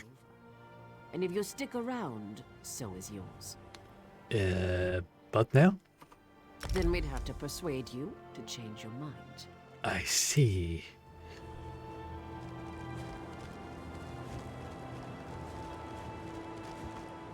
I was like, what? Seems like That person's sitting on top of a tent. Lol. aren't appreciated. No. It's worse now. Seriously, look. One of those drunken brutes almost broke my arm yesterday. Sitting on top of the tent. This militia is falling apart. How much longer does Captain Uznigik... Yes, gewollt. Why doesn't Gudars just let us run off Captain Uznigik and his militia Uznigik. rats? I'm tired of having to tiptoe around them and put up with their sneers. What do you mean? New here, ain't you? Well, get that away. Gudars is in charge of the camp now, but he says to wait before we run out the real militia milk drinkers. No, but when we're drinking milk. Camouflage for a while. Really, what is he hiding? Do I look like a deep thinker? Yes. He makes the plans. I just follow orders. At least the boss lets us frighten off new milk drinkers from joining the others. That can be fun. Wait, you are one of us, right? I'm a Khajiit. What do you... There's two things I drink. Well, three if you include skooma. We don't talk about the skooma. And cheese doesn't count.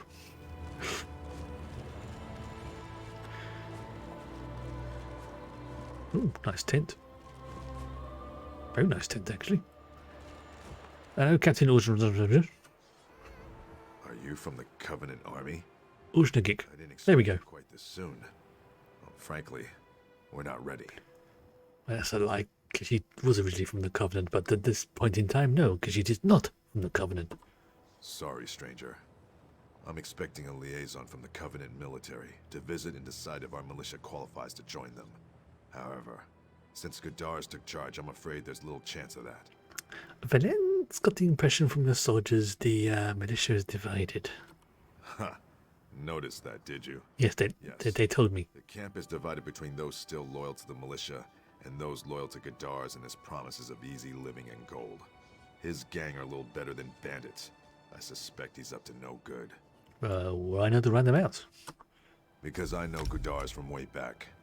We were in King Ramses' service together. He was a good man then, and I have to believe there's still some good in him somewhere. Maybe it's just an old man's wishful thinking, but I'm not ready to fight him. Understandable. Maybe if this one asks around, he can find out where Gudars is up to do so. And if you find out, maybe then I can decide what to do. Thank you. I accept your offer. Just be discreet about it. I don't want any fights breaking out. That may happen, whether we want it to or not.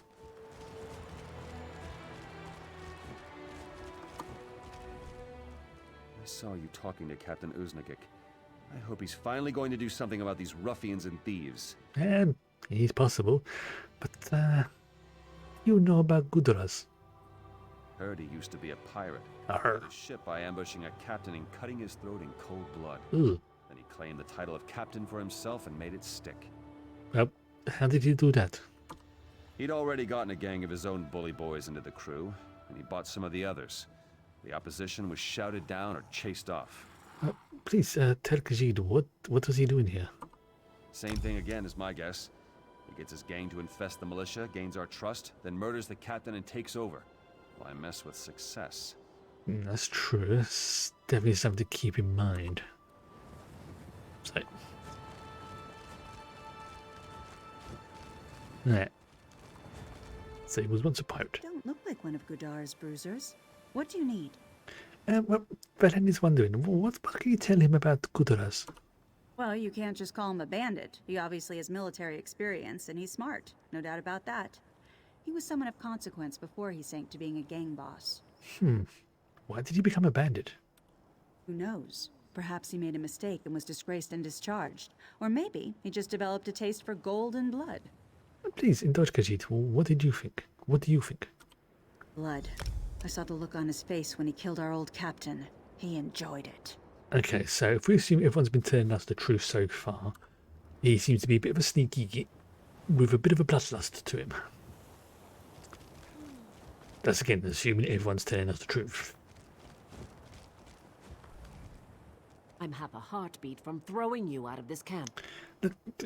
Please, this one just wanted to learn more about Gudars.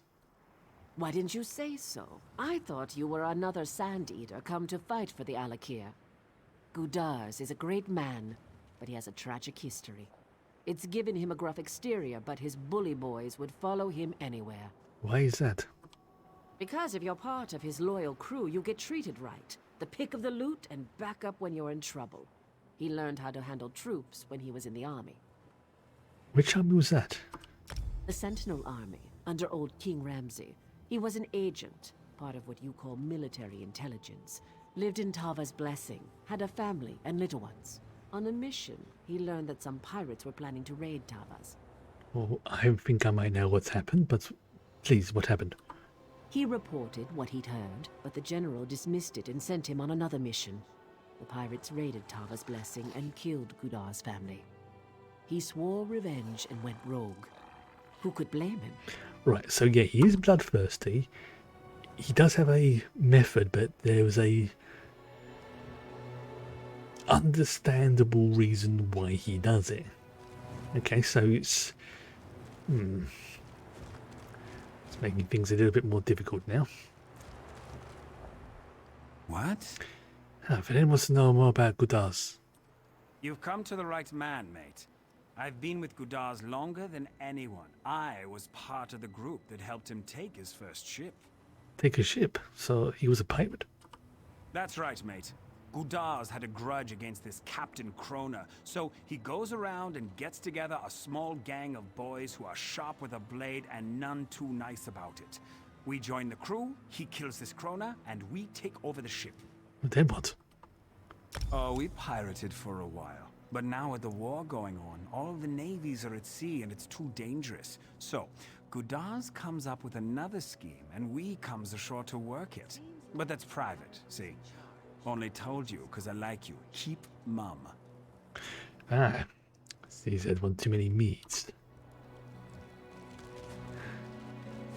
Where's the captain? He'd be back over in his tent, wouldn't he? This militia is falling apart. How much longer? Well, you may not like what I'm about to tell you. What have you learned of my old friend, Gudars? Well, Gudars went rogue because the army ignored his warning and pirates killed his family. I see. That's terrible. But I don't see much left of the man I knew. And now he's demanding that I leave and take other real militia with me, or die. We have no time left for wishful thinking. Well, what now then? He's left us no choice. We have to adopt his own methods. Kill Gudars and cut off the head of the snake. I wish I was certain I'll succeed. Not too old to lead, but single combat against a younger man? Don't worry, Khajiit will take care of Gudars. Good. I hate to lose a battle in my own camp. Beat the drum in our combat arena, and Gudars will come to fight. He glories in turning the sand red with our recruits' blood, and set this up to show his prowess. It's time to show him yours instead. Alright. This is now where we cue the Star Trek style fight music. Obviously for legal reasons I can't start humming that or play that one, but if you know it, you know it.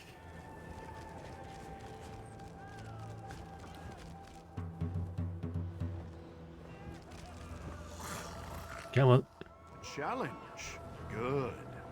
I saw which tent you came out of, meddler.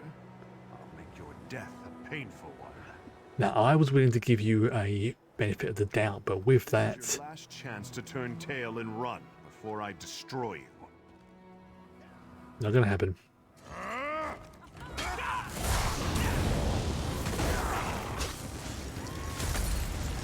I was willing to give him a chance, but no, he had to be an a-hole.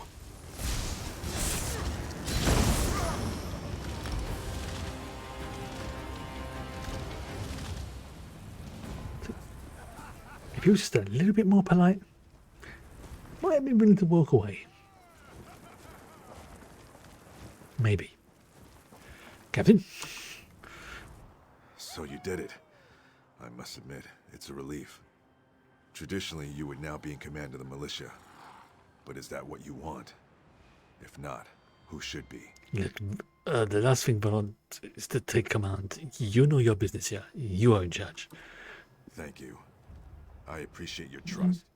We'll have to act fast, but the loyal troops and I will get this camp cleaned up on the double.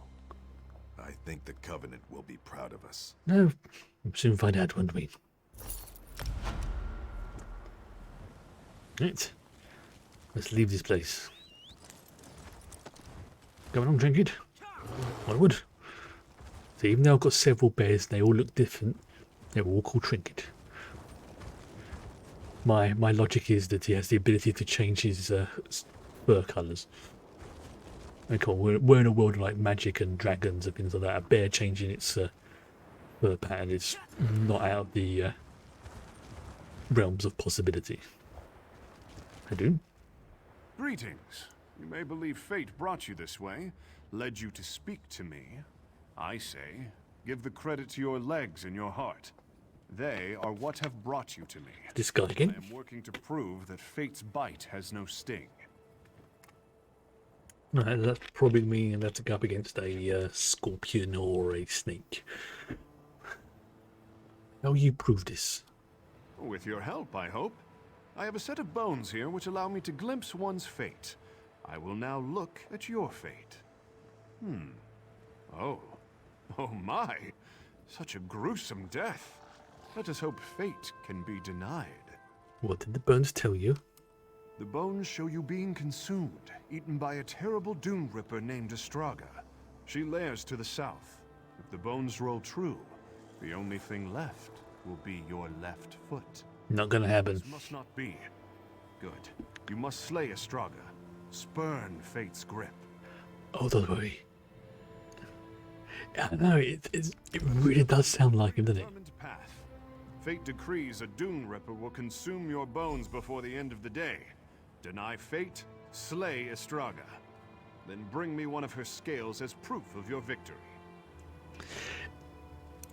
I think in that category, if it's not him, it's somebody who's just like, right, channel my inner Matt Mercer. How would he do that type of thing, you know?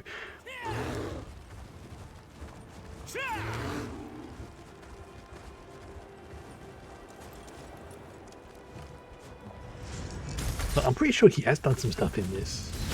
I know almost every single one of the other Critical Role crew have done so. I think with the possible exception of Ashley. Tyson definitely has, Liam definitely has, Travis 100% has. Sam has, Laura 100% has, I know that. So it would not surprise me.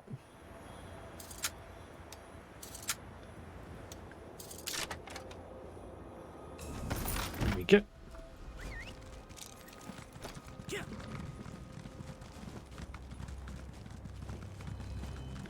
The funny thing is, when I was looking up like what they did,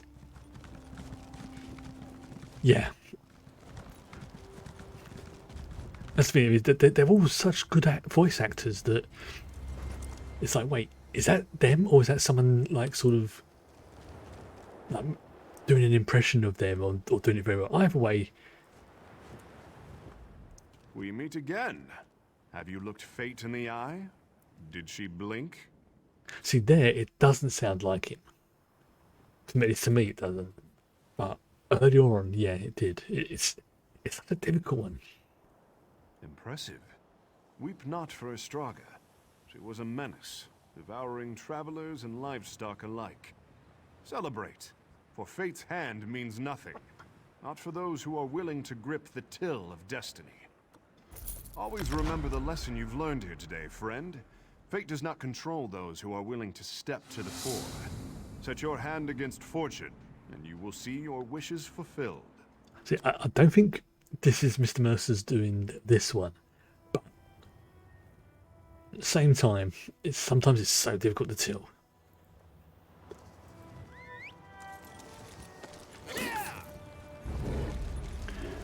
Although having said that, because I literally haven't had my hair cut since like March, it's getting the same length as his now. The pacing of the words is similar, yeah. But you know what? Even if it's not him doing it, whoever did it did a damn good job. Yeah, it's when I first started doing my my GM stuff, especially for like 5e, I had that thing that pretty much every GM does at some point. You know, you think, I'm not going to be as good as, you know, like the people, you know, like Matt Mercer or you know, Mark Humes or, you know, Chris Perkins or Satine and things like that, and you're like, you get into that real self-doubt when it comes to your abilities, and then a good friend turned around and said, well, that's a bit unfair comparing yourself to him, and it's unfair on Matt because you're both two different people. He's literally a professionally trained voice actor. I'm not. That's not, again, that wasn't said, it wasn't said in a nasty way. It's like, I'm someone who creates RPG stuff for a living, so our mindsets are completely different. Like, he looks at the world in one way, in a game in one way, I look at it in a different way, and to compare us is unfair on both of us. And it was the right words I needed to hear at that point in time.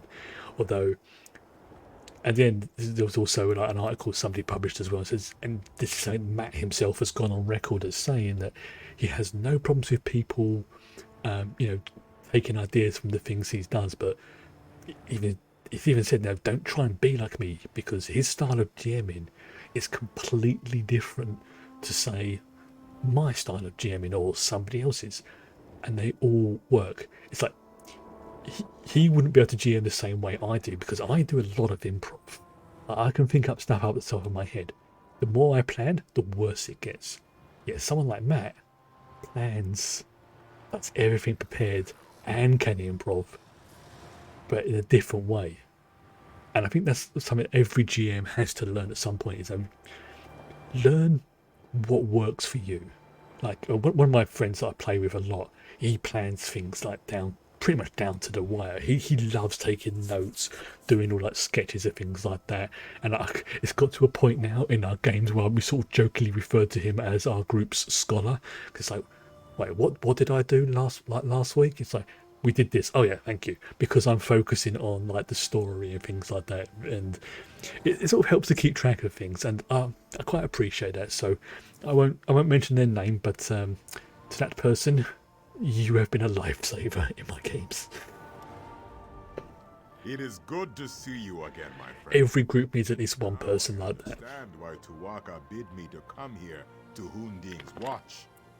If you are to save the Alakir Desert from the Withered Hand, there are things you must learn from the spirits of this place. Like I've noticed High Rollers, which I've mentioned before, Kim, she does a lot of note taking, because that for her is, you know, she keeps track of everything as she can.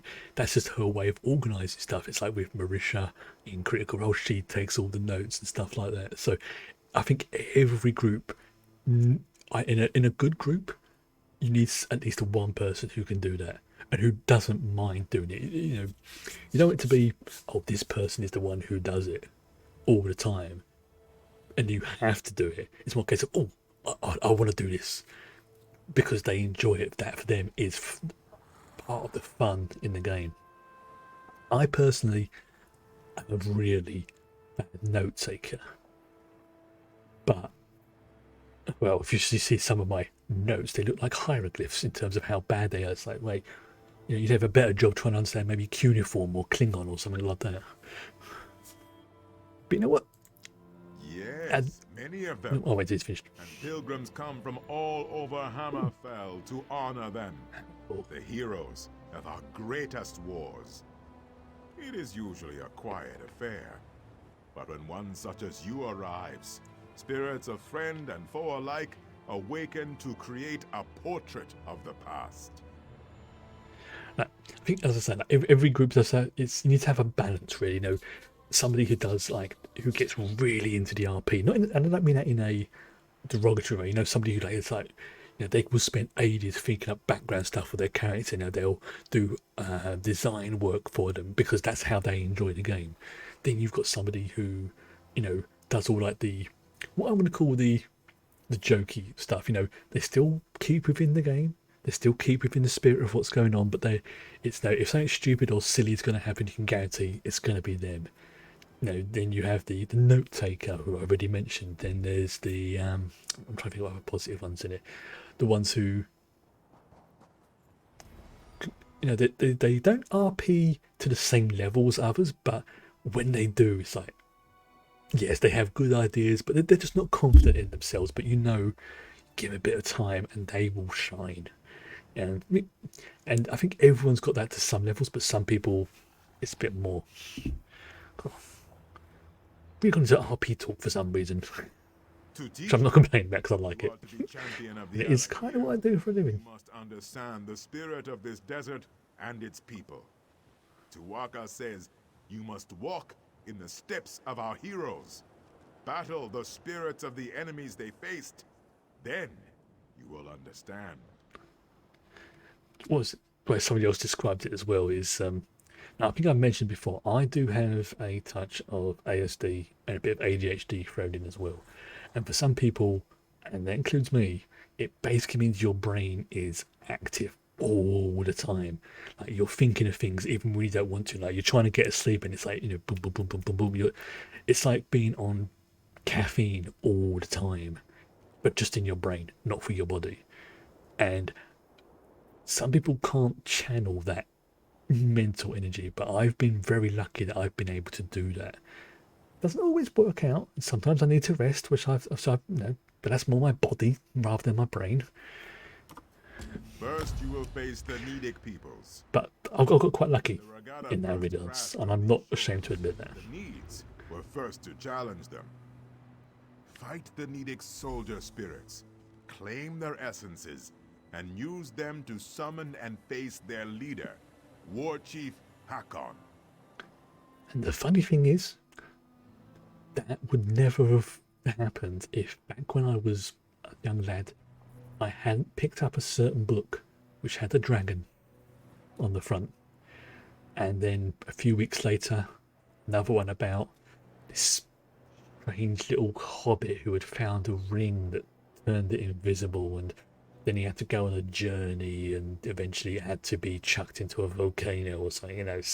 Some small book you've probably never even heard of.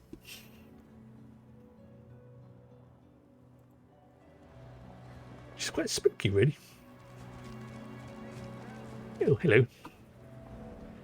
The withered hand comes with Satakal's blessing. Shiri said you might know about the Ansi Ward. Shiri? I do not know this name, nor do I know anything about any Ansei ward. I know only that Satakal will soon devour himself. Devour us all. We must warn them. Or must we? No, it matters not. I think you've been out in the sun a bit too much. Yep. Yeah, she's been out in the sun a little bit too much. Oh, great. I've got good... And then...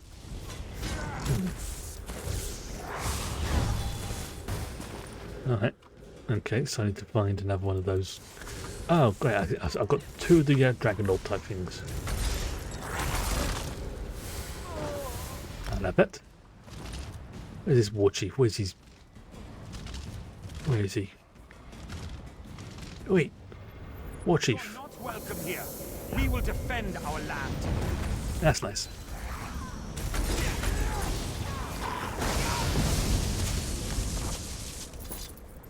Can't defend your land when you're a pile of dust.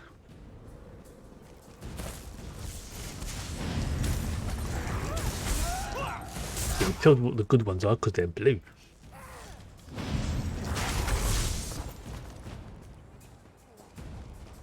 There's the other person, the throne keeper. Okay. In our fight against the Needs, we saw the raw power of defiance. We came to respect Tamriel and its warriors. You must now battle the giant Goblin King. I thought you said Goblin King, then I was expecting David Bowie to turn up. Of these beasts' corpses. Such things are difficult to imagine, yes. In those times, goblins were mighty beasts, and their cruelty was not tempered by cowardice. That would be disturbing if David Bowie turned up. Their filthy strongholds littered the Especially in that outfit. Like a pox when the Ragada arrived. Oh, that sounds horrible. Horrible indeed. Our Yokudan ancestors could not tolerate such a blight on their new homeland. They would suffer no rivals, and so one of their mightiest heroes, Frandar Hunding, what a great name. the swords of the Ragada to slay the beasts. Forgive them for asking, but what happened to him? Tuaka claimed him during one of the bloodiest battles of the campaign. But his son, Divad, filled with wrath over the slaying of his father, soon rose to take command of the Ragada.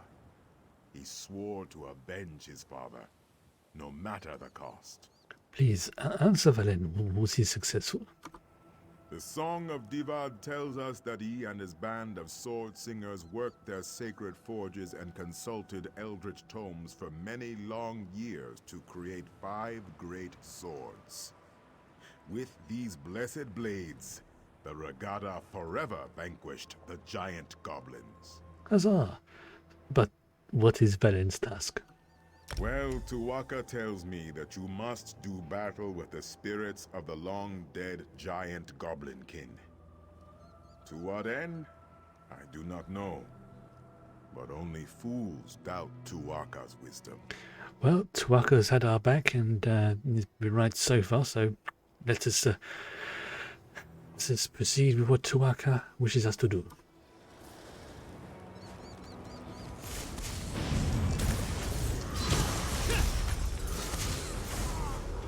And I know those.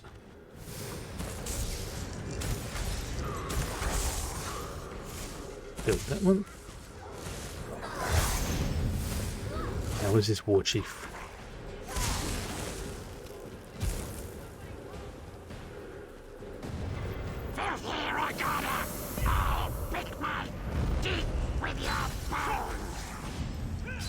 Ah, that's a great voice.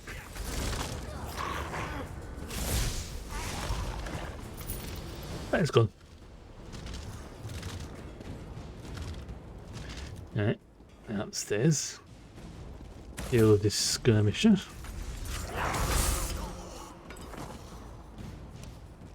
Deal with these 2 skirmishers as well.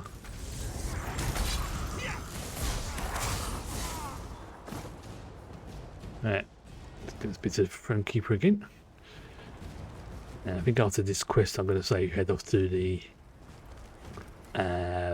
Ironically, it was in our fight against the hideous that goblins Cold Harbour house to something check it out. to love the desert and its simple beauty. Now you must face the proud orc warriors of ancient Orsinium. The fight for the orc city proved to be one of our greatest trials. Please don't get of Orsinium.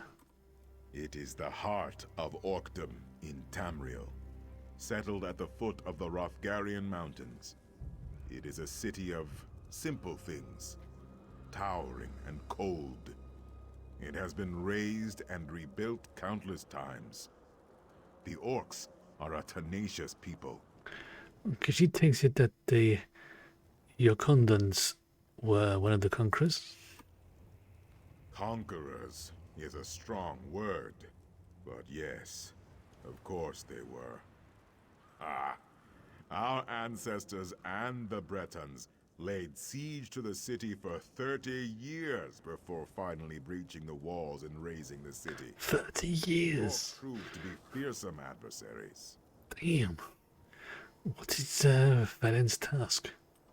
You must face the ancient orcish specters in battle, and then summon and defeat their leader, General Thashaga. Tawaka says there is great wisdom to be gleaned from this. Okay. Right, let's go invite some spiritual orkies. How bad does it... Same as before. Bag them and then get their soul energy. And again, there's one there. Thank you. Okay, go up onto here. Summon the general. You are not welcome here. We will defend our land. And that could have gone very bad. Right. Oh, you little bugger. Spirits, they had quite a wallop.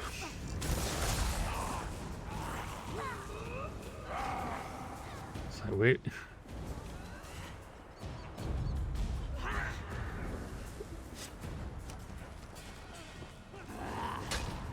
Where's he gone? Oh, oh, gosh, I seem to have got a. Oh, okay. I was not paying attention. I now seem to have a train of orcs after me. That's gone bad.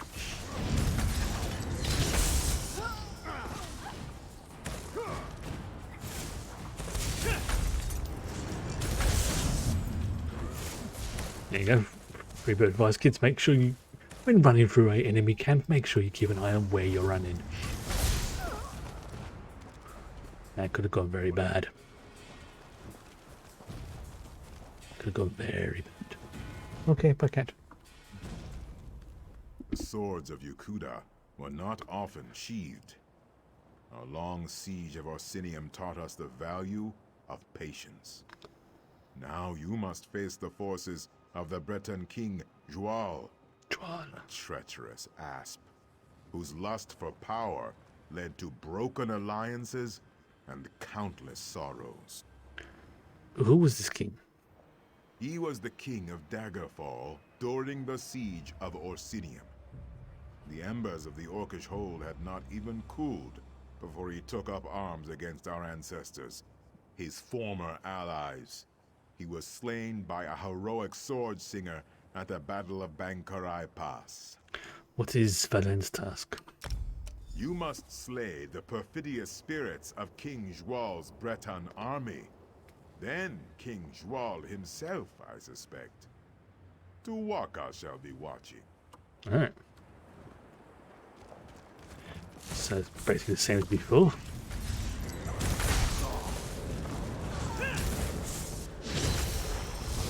Alright, it's 2 orbs. And you will do.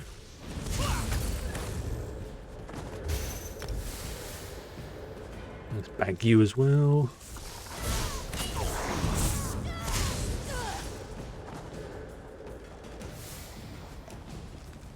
I'm stuck.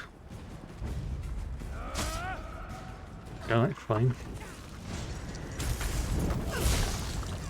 Torch it!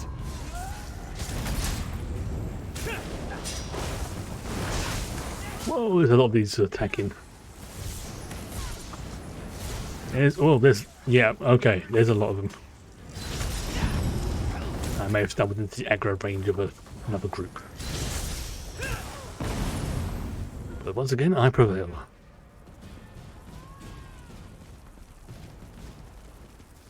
Stick up here. Stupid Redguard, you served your purpose. Now you will die. So you were an arsehole, let's.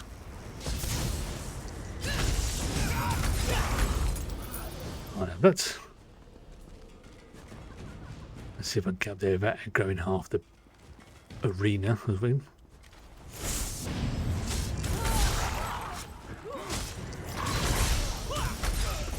Okay.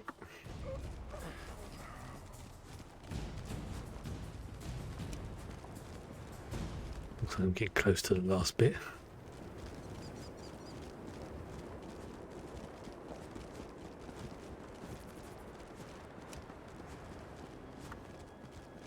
Nice set of ruins as well, and that is a really cool horse that character's got. Thronekeeper. Joal's betrayal taught us yet another virtue. Caution. Wariness. We remain slow to trust, but loyal beyond measure. You have reached the summit.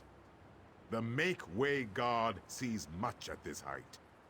Have you learned the greatest lesson of this place? Maybe this one wasn't really paying much attention. What is the lesson? The greatest lesson of Hundig's watch is this. Wars are fleeting, but honor Hello. is eternal. You back up on you again? Dunes of time are ever shifting. Right. Kings rise and fall. Well, come on and get on my lap. Rebuilt. This room. Alliances are forged and broken. I can't do it when you're sitting there. Glory, legend remains. Yes, this one would like to chat more, but he has a cat to deal with. And Your valor strikes a mighty bell. The heroes have come here themselves. Nakela Leki, Derek Harlan, and both Frandar and Divad Hunding. Their spirits have come here. she does make cute noise. Yes, she does. Challenge Yes, you do. See? You've been told you talk cute. Come on. Move your butt. Alright, fine. No, you will not cross blades. The sword singers were as much mages as warriors.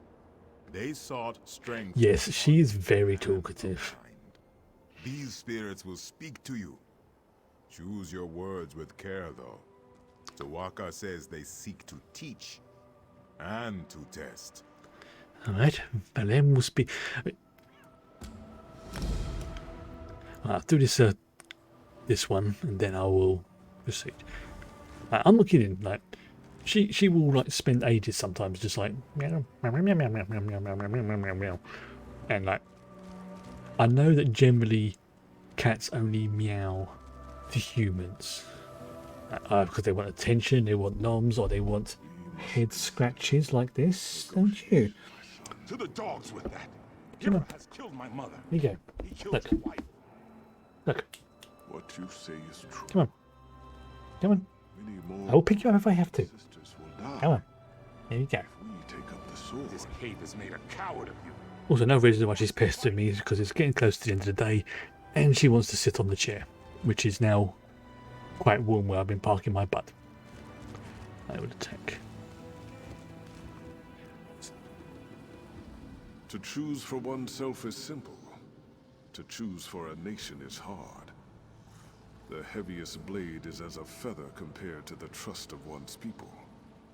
Abide with me and listen carefully. Please continue. A tyrant threatens your people. If you submit to him and become his willing thrall, your people will be shown mercy. If you attack, you and your people will be driven from your homeland and exiled to the sea. Funny thing is, when I first got her from the adoption shelter, she hardly said a word. She would hardly even meow. While she wasn't necessarily abused or anything, from talking to the Cat Protection League, they did say that she wasn't really looked after, which is one of the reasons why she, for her age, she's actually reasonably small. She's like a large kitten almost. Yeah, she's a bit on the skinny side, but she's got talkative and she's got a confidence over the years. Yet I would attack. I too choose to attack, but all choices bear a cost, Wayfarer. When the last sword was sheathed in the shadow of Mount Hatu, the dead were beyond counting. Many more were lost at sea during the Exodus. Was the price of honor too high? I'm going to say probably the lesson from this is sometimes you have to think of more than honor. That's how I'm interpreting it.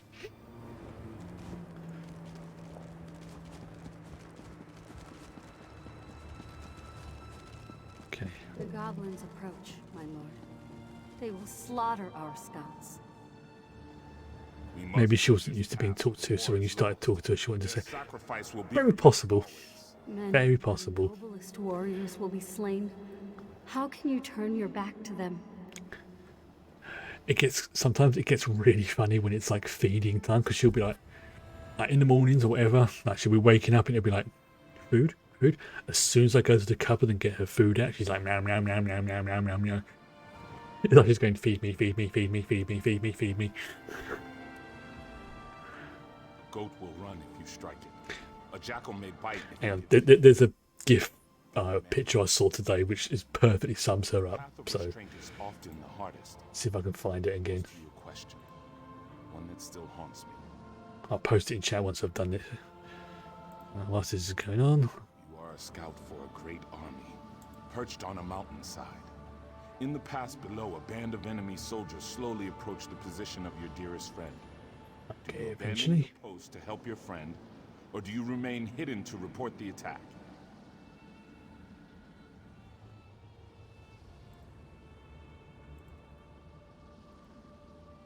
Here we go.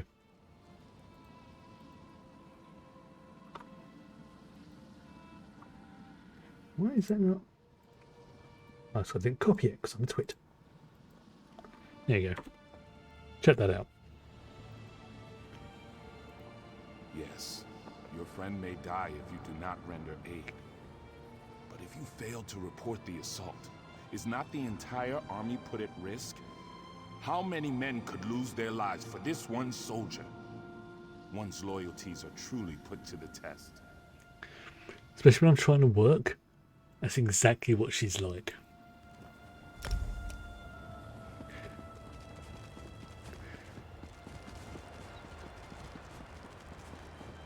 The blades are forbidden. We must not use them. Without them, our people, our civilization will die. Taking up those blades may lead to something far worse than death. Mm-hmm. All choices exact a toll, Wayfarer. Some are trivial, but some linger for generations. I was forced to drink from a bitter cup in my time, and all Redguards have paid the price. I wonder if you would have made the same choice. Go on. Giant goblins, beasts thought conquered by Divad, have returned. The fight goes poorly. You know the location of powerful magicked blades. They are dangerous. They were hidden for a reason. Do you seek out the blades, or fight on without them? Okay, she takes out the blades. I acted as you would. We chose the blades and destroyed the beasts. But as a result, the Shahai, or spirit swords, were forever destroyed. Centuries of wondrous tradition was snuffed out. I must bear that weight always. Bugger.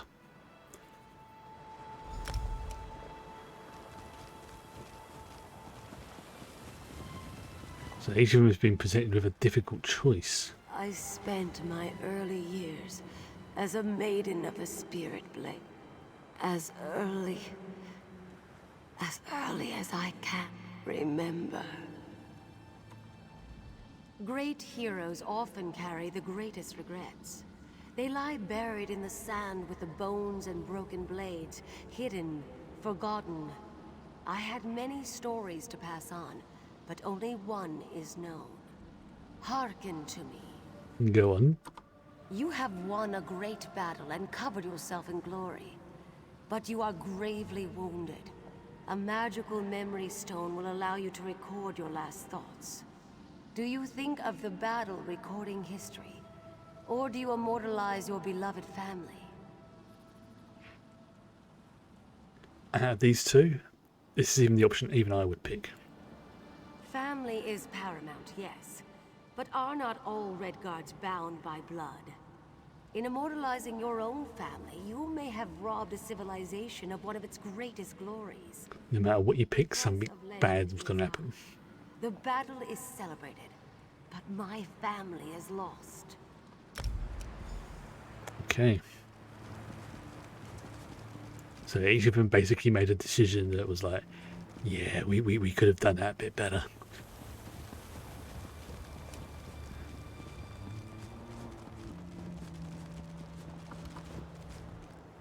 The Tuwaka tells me the heroic spirits have returned to their slumber.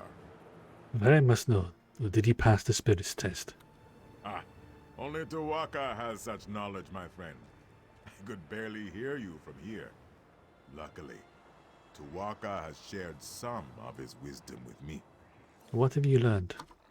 You walk the narrow path that cuts between glory and sacrifice, valor and patience.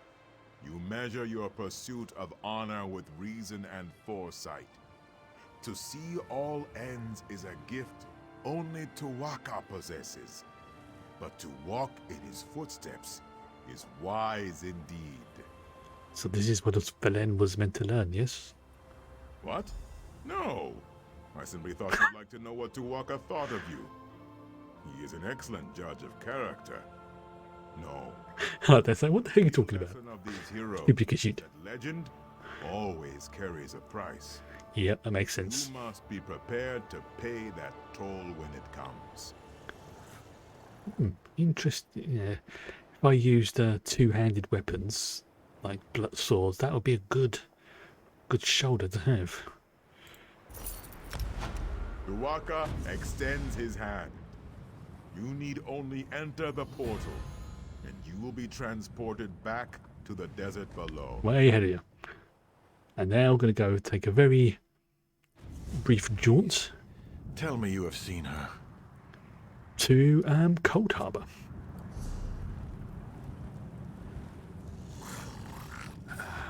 I'm still freaking happy with that.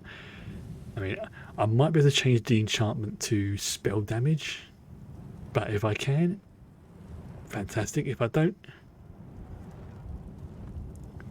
but I mean, even that, increases your weapon and spell damage against enemies under 90% health by up to 350 points. That's pretty damn sweet.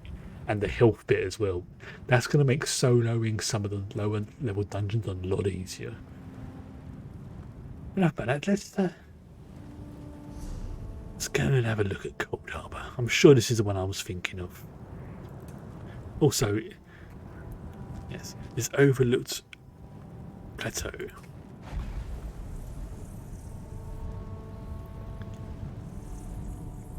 Definitely, though, going to be going for the. Ooh, that is a interesting place. It's also called the Surreal Estate. Instead of real estate, it's surreal estate. Okay. I'll stop there.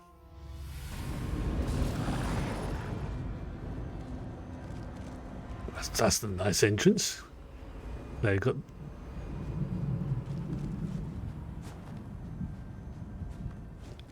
So it's not. Is it literally just the estate grounds I have here? Huh.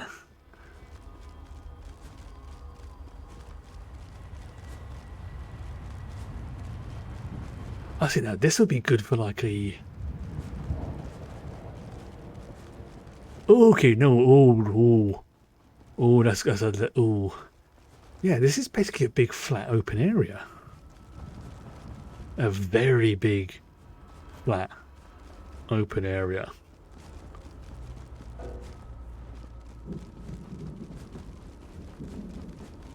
This is huge. But because it's all in one level, this is so you can make your own custom buildings and things like that, I imagine, which does make sense. So it's literally just like a floating island that I can build on. Make this your own boss layer. Yeah. I mean, especially once you get like crafting things, you can have like walls and bits and pieces like that. Let's see if there's a furnished option. Ah, there isn't. Okay. There isn't a furnished option. All right, let's go. I want to see one with a furnished option now. So let's go to that one. So it's going to be one of the more ones that have got the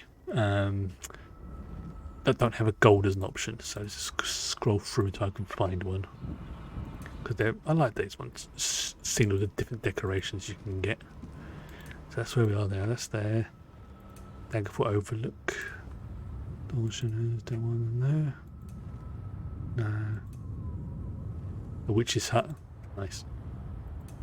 Sacred stronghold. Gardener house. No. Nope. Nope. Nope. Oh, fuck. That's that one. Oh, that's the elsewhere house. Okay, that doesn't come as the furnished options. Because it'll have like two prices, like 12,000 and 15,000 or something. Oh, maybe there's no menu, not more of them.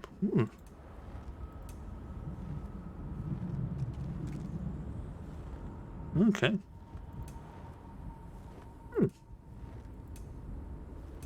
Yeah, that's the one. Yeah, see, it's got like, you know, that one and that price after it. Okay, fair enough. That then actually seems like a perfect place to end it. A bit disappointing. I thought there was actually going to be a building here. The one I saw before must have just been a limited edition one, because it's like a sort of like gothic-y, like cathedral. I thought it was this one, but I was mistaken. So it must have been like a limited edition, limited run thing. Anyway, I am going to have to go because Madam is demanding the warm seat. So we'll be back on Tuesday with obviously some more ESO and then Farscape and the ESO again. And in the meantime, I hope you have a good weekend. And I'll see you next week. Bye.